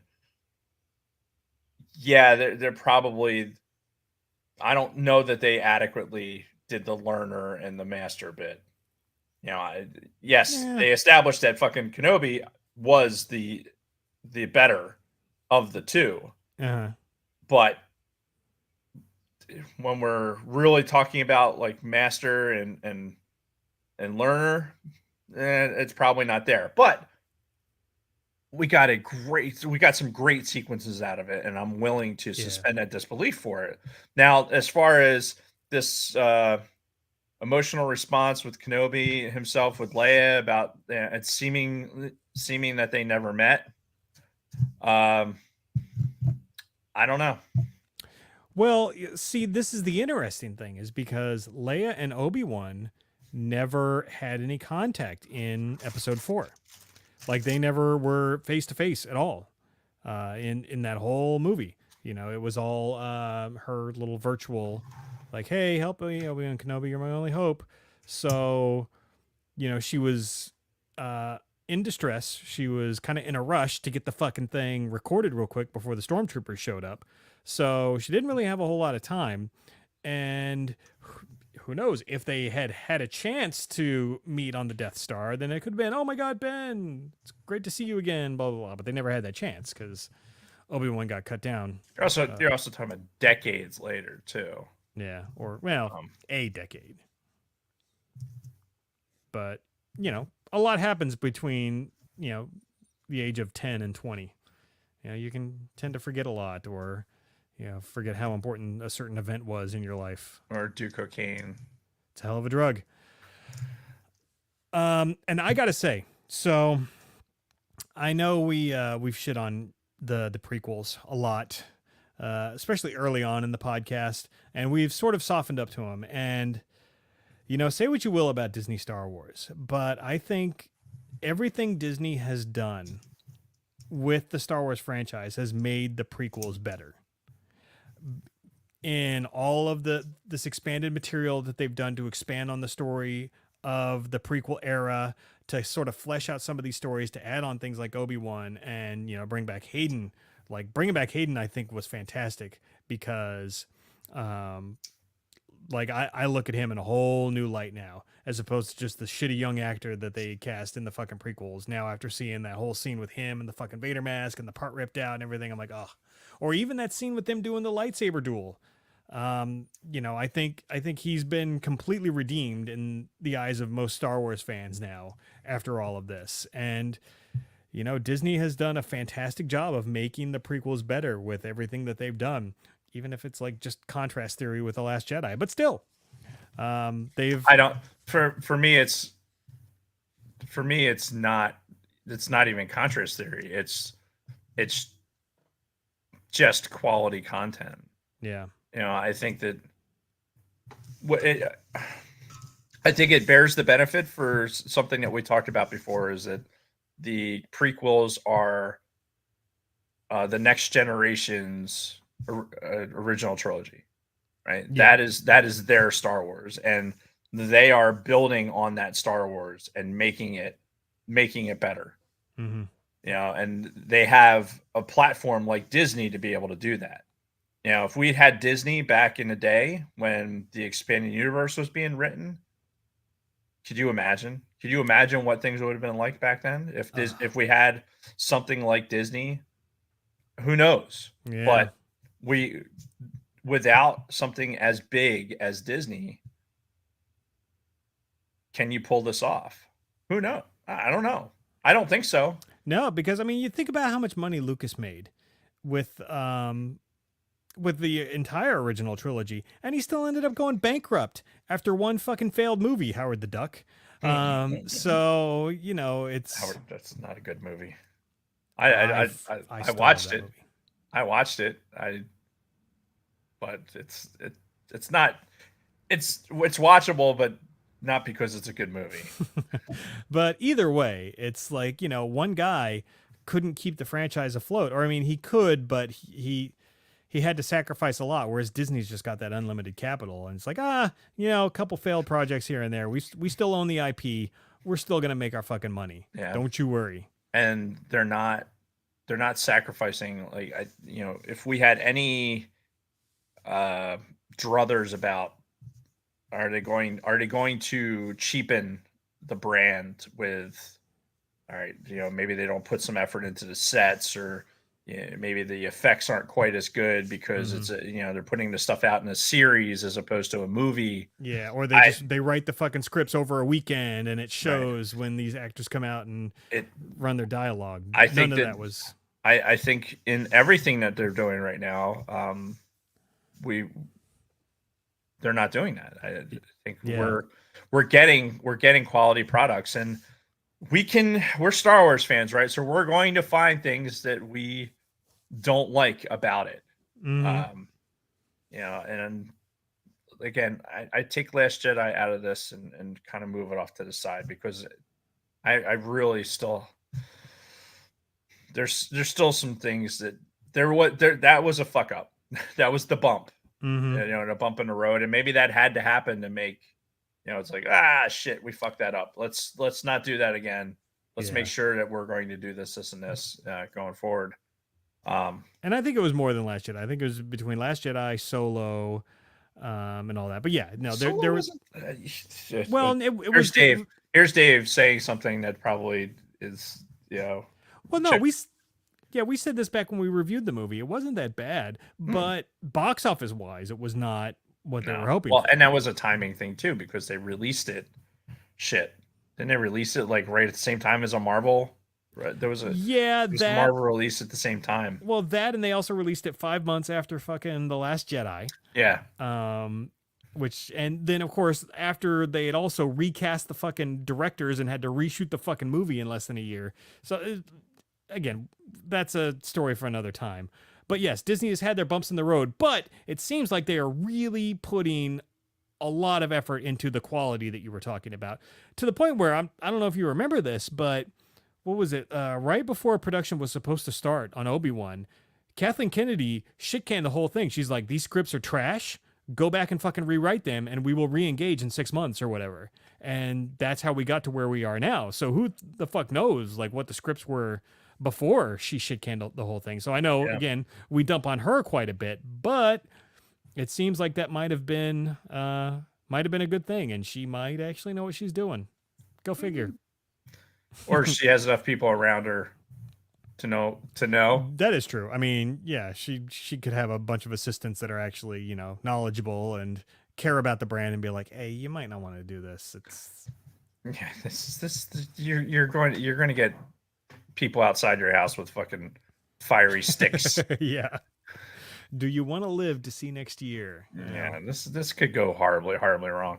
Yeah. But I think at the end of the day, with all of this, when the announcement was made that this was going to be a thing, I went on record and said that we did not need this. This does not need to be made. And I was right there with you. I was of the opinion that prior to the Disney buyout, there was a Kenobi book that was written that I thought was really, really good. Yep. And kind of described what Kenobi's life was on Tatooine. And it's nothing like they didn't even borrow a comma from that to make this. No. But that's where I was, and it really, really took the trailer, I think, for me to feel some sort of engagement with this, because I think, like everyone else, I felt like it had such huge potential to fuck things up. Yes. Like, it has such huge potential to fuck things up. And do I think they did it? If I had to grade it on some sort of scale, I think they did like a 90%. I'll give them a 90%. Sure. Like, all right, you drove us off the road, right? You took a detour off the timeline. Yep. It was a planned detour, though. You're like, I'm going to go down this detour. Right. And you got us back on the road relatively unscathed. Yeah. So I'll give you a 90% for that effort. Yeah. And was it perfect? No. But fuck, I was entertained. Yeah. Holy shit, those lightsaber battles were fucking phenomenal. Vader kicking ass, I could watch all the live long day. Mm-hmm. Just cast 400 people and just have Vader in costume just throwing bodies and fucking stacking them. It'd be a beautiful thing. Yeah, I'd watch it. I'd watch 4 hours of that. Mm-hmm. Now, before we close this up, there's already been a ton of talk, mostly from fans, about whether or not there should be a season 2. No. I know Kathleen Kennedy's left the door open. She hasn't said no 100%. I know Ewan McGregor has come out in favor of it. I'm with you though. I say no. I think this is a perfect place to leave it. Let's just keep it here. No more. We're good. This is the perfect place to stop. Don't fuck anything else up. I was thoroughly entertained with it. I will watch this series again in the future. But I don't need more. No, I agree. It's like shit. We went off road. We survived. We're back on track. It's like, woo! Bang this chick without a rubber. No fucking drips. What am I gonna do now? No foot problems. Let's just keep going. Yeah. Keep going down the road. You tempted fate once. You came out unscathed. Just go with it, man. Just. No, and I'm saying that. If you do something, you start compressing into the rest of the canon. Yeah. Whatever you do. Yeah, which we were already concerned that this was going to potentially fuck with the canon that the comics started with the Journal of Obi-Wan, which now I guess that takes place just a little bit after this. So it all still kind of fits. But yeah, you keep pushing any more and it is going to run into that stuff. Yeah, it's at some point it's going to start causing problems, and this was good. I think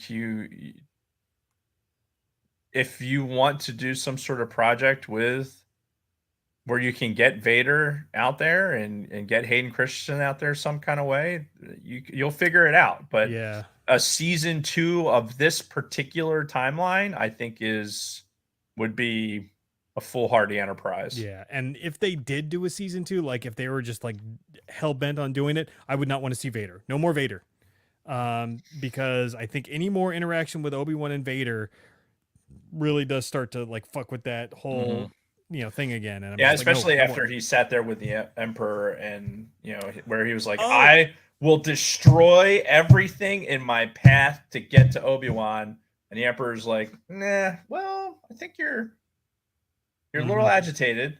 Yeah. Him saying agitated was fucking hilarious. Yeah. And we completely forgot to mention that Ian fucking McDiarmid is back as Palpatine in a sweet cameo. Yeah, that has the monkey face on. Yeah, I think they were trying to make him look more like the Return of the Jedi Palpatine. A lot of people complaining about his makeup. It's whatever. I think I agree with you. I think that was deliberate. Yeah. But yeah, if you have to focus on if you're only focused on your past, then you're no good to me. Yep. So now Vader's like, all right, fuck. Now I have to. Yeah. Can't think about Kenobi anymore. So, all right, cool. Yeah, another great way to just kind of close that loop and just fucking get us to episode 4. Yeah, you've done good things. I just was way away from the microphone on that one, so that's going to sound great for the fucking podcast. Yeah. Something that maybe we should discuss in the future, but I'm curious now if we should like create a new machete order for Star Wars viewing, because now that we've got things like the Obi-Wan series, we've got parts of Rebels where you see Vader and Obi-Wan. If there's another new way to watch Star Wars in marathon format, something to put a pin in. We can discuss that at another time. I definitely want to. I want a marathon 1 through 6 of Obi-Wan. Yeah, I would like Disney to offer that as something in Disney Plus, where it's like, hey, do you want to watch all of these in a row? Mm-hmm. In a row? I'm 37. Let me be able to do that, like without the the breaks in between. Hell yeah. go and having to stop, go through the whole fucking intro and the recap and do everything some else. clever edits to kind of like make it all flow. Or do it like a DVD edit where you can be like, okay, skip to boop, and you can skip to the next. That's what they should do. Yeah, they should release it on like Blu-ray, on like some special Blu-ray where you can watch all 4 or all 6 episodes as they were presented, or have the condensed cinematic version where they put them all together in like a movie style. Yeah, I would do that. I'd like to sit, because I said that after episodes 1 and 2, I was like, I feel like this is going to be better when I sit down and watch all of it at once. Yeah. Even though it's going to be a long movie, but when I watched 4, 5, and 6 this afternoon, I had it going while I was at work here at home. It all made, well, 4, 5, and 6 really had some good linear action to it anyway. Oh yeah, yeah. And they all did.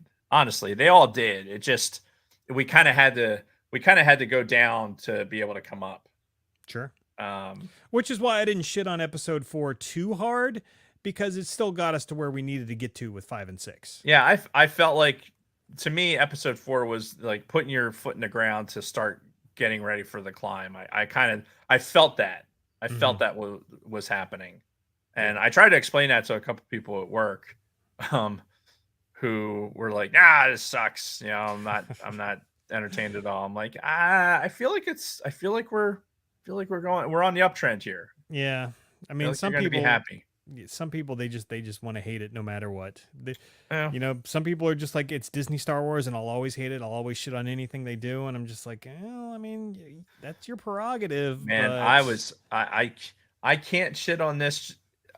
Even if I was that person, I'd have a tough time shitting on this after and go to episode 6 or chapter 6 or part 6 or whatever the fuck it is. Like, go to 15 minutes, 30 seconds and watch that fucking fight sequence. And tell me that's not some of the best shit you've ever seen. All the way up to where he gets the fucking helmet sliced open and they have that back and forth dialogue. Oh, like, I can't get over how great they did it with the voice, where you can, it sounds like he's talking through like a broken speaker. Yeah. And you, like, every once in a while it'll kind of kick in and you hear the Vader voice, but then every once in a while it goes back to Hayden Christensen and it's like, fucking so well done. And the cinematography throughout the entire thing, where Vader was I think some of it was a trick of the camera, because we know Hayden Christensen isn't like super tall, not like David Prowse tall, No. but he was definitely portrayed as being much taller than everyone else around him. Oh, sure. And that's the character. Yeah. Yeah. But I think they did a good job of that, because there were some sequences where I was like, Vader's supposed to be bigger than that. But then later on, when I started paying attention to it, I'm like, oh, okay, I see what they're doing here.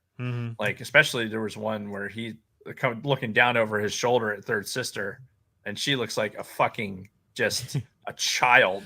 Yeah. And again, that's deliberate, right? This is his viewpoint of this Padawan. And just remember, this is Hollywood, and Tom Cruise is the same height as me. Yeah. Oh, I know. I know. Just remember that. Yeah. And fucking Steven Tyler is also your height. What? Yeah. Really? Yeah. No shit.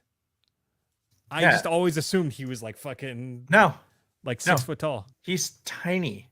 No shit. He's like your shoulders are probably twice as broad as his. Yeah, he's very lanky. He's a small dude, man. Yeah. Like, I've told you that story, right? Where I was at the concert and he fucking was standing right next to me during the concert. Maybe. So, quick sidebar, right? Because we don't have commute times to worry about right now. So we were at an Aerosmith concert, and this was in Philly, in the stadium, or in the Wells Fargo, whatever the fuck it was called at the time. And Lenny Kravitz was the opener. Nice. And we had seats up in the nosebleeds, and my wife's not really good with heights, so we were there with my sister-in-law and her now ex-husband,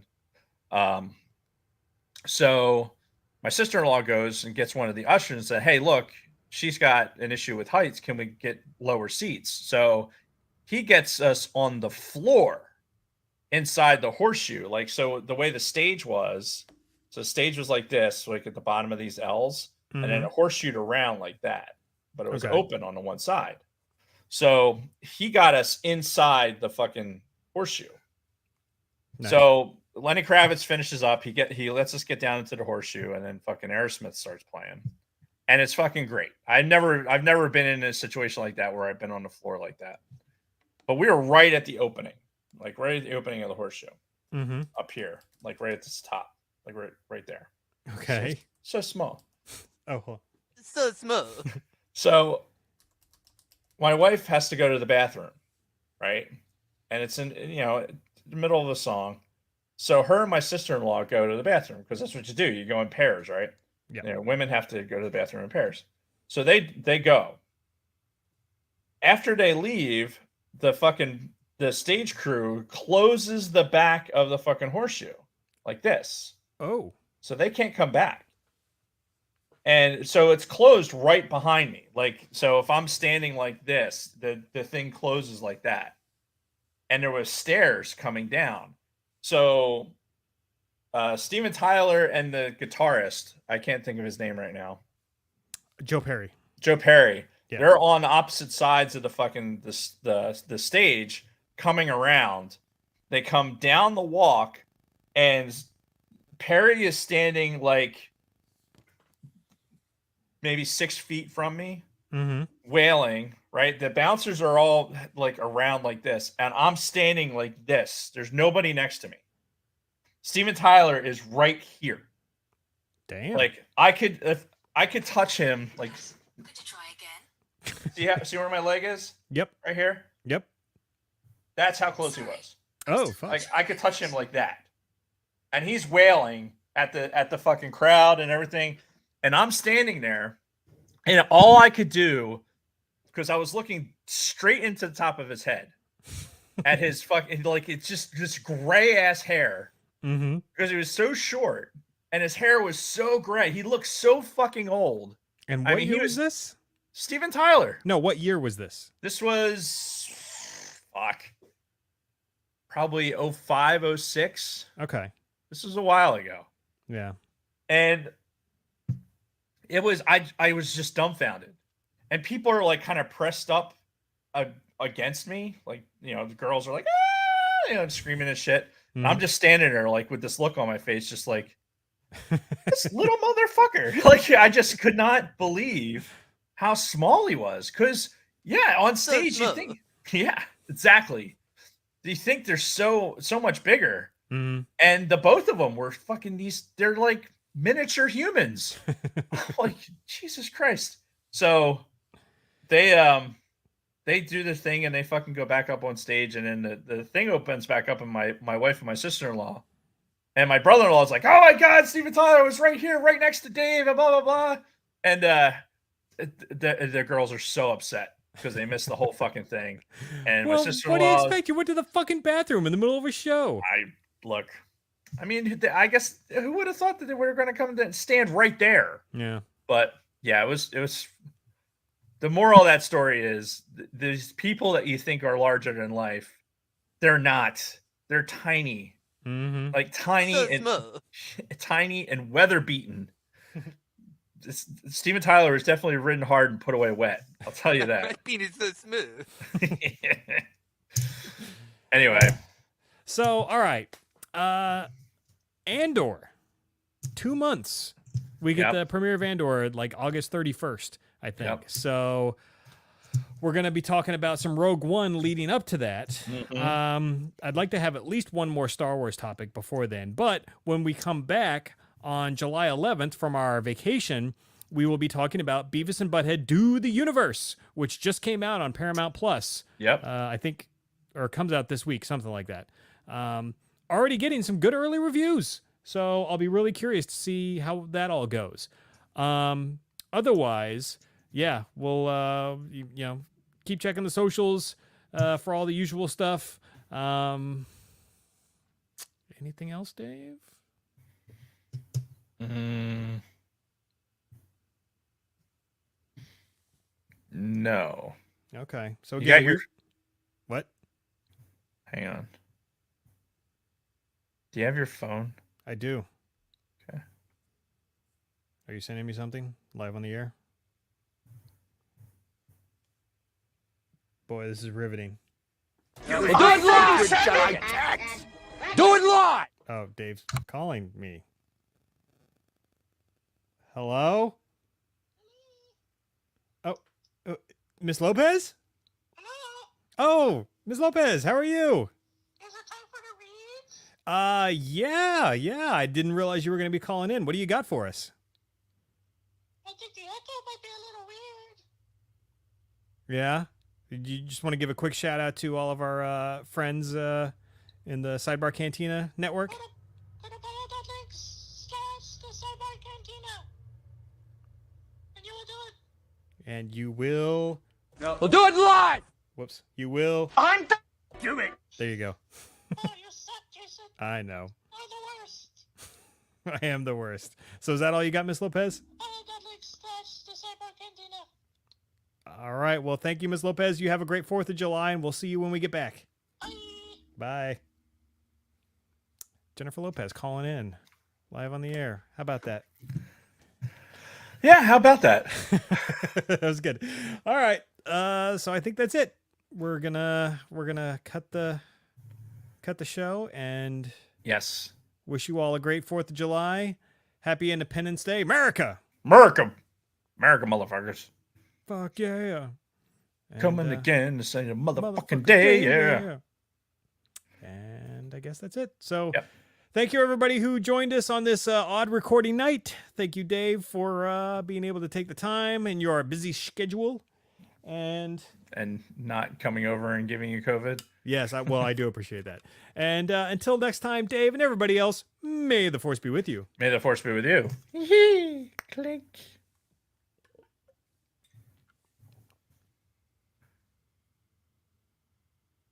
Okay, now what do I click? I was kind of hoping you'd do that one. Fuck. You right there? Fucking head hurts. God, I feel like I never see the top of your head. You're always wearing a hat. Always. Always.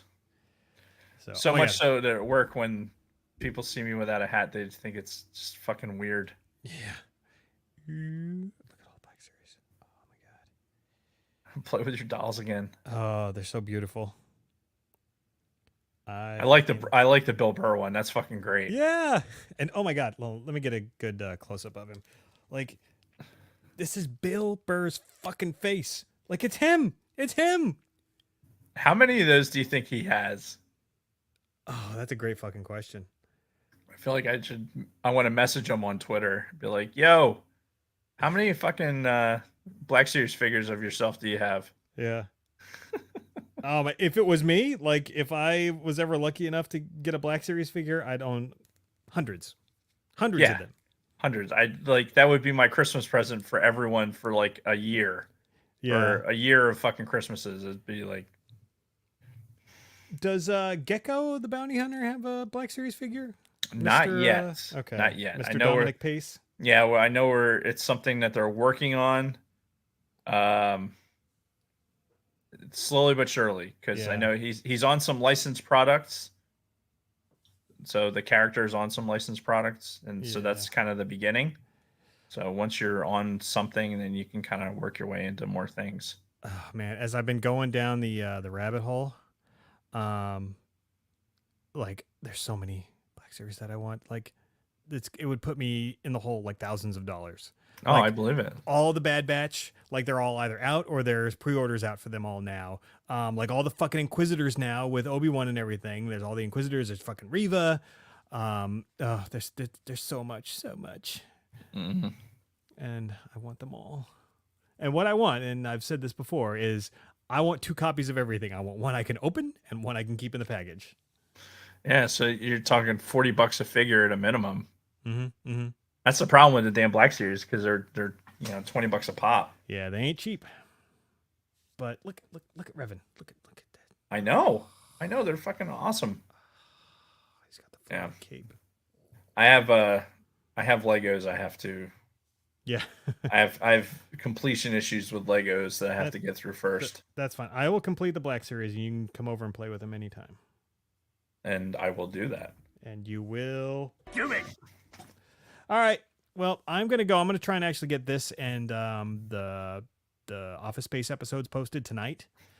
Because Okay. I don't want to be worrying about these this weekend as I'm trying to like get ready for fucking vacation and everything. So Right. Plus, I want to get the Obi-Wan out there.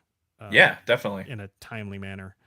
So Yeah, I didn't realize the Office Space ones weren't out yet. No. I meant to do it last night, and I just didn't get around. Fucking slacker. I know. All right. Less posting about how far you ran. Yeah. And more. Which I got to do that in the morning. But anyway, yeah. So I'm gonna end the stream and go and do that. Dave, if I don't see you before we leave on vacation, have a good 4th and good vacation yourself. Yeah, I'll hit you up before that. Yeah, indeed. All righty. All right, see man. you, everybody. Scott, everyone. Scott. We'll see you. Cheers. All right. Peace, guys.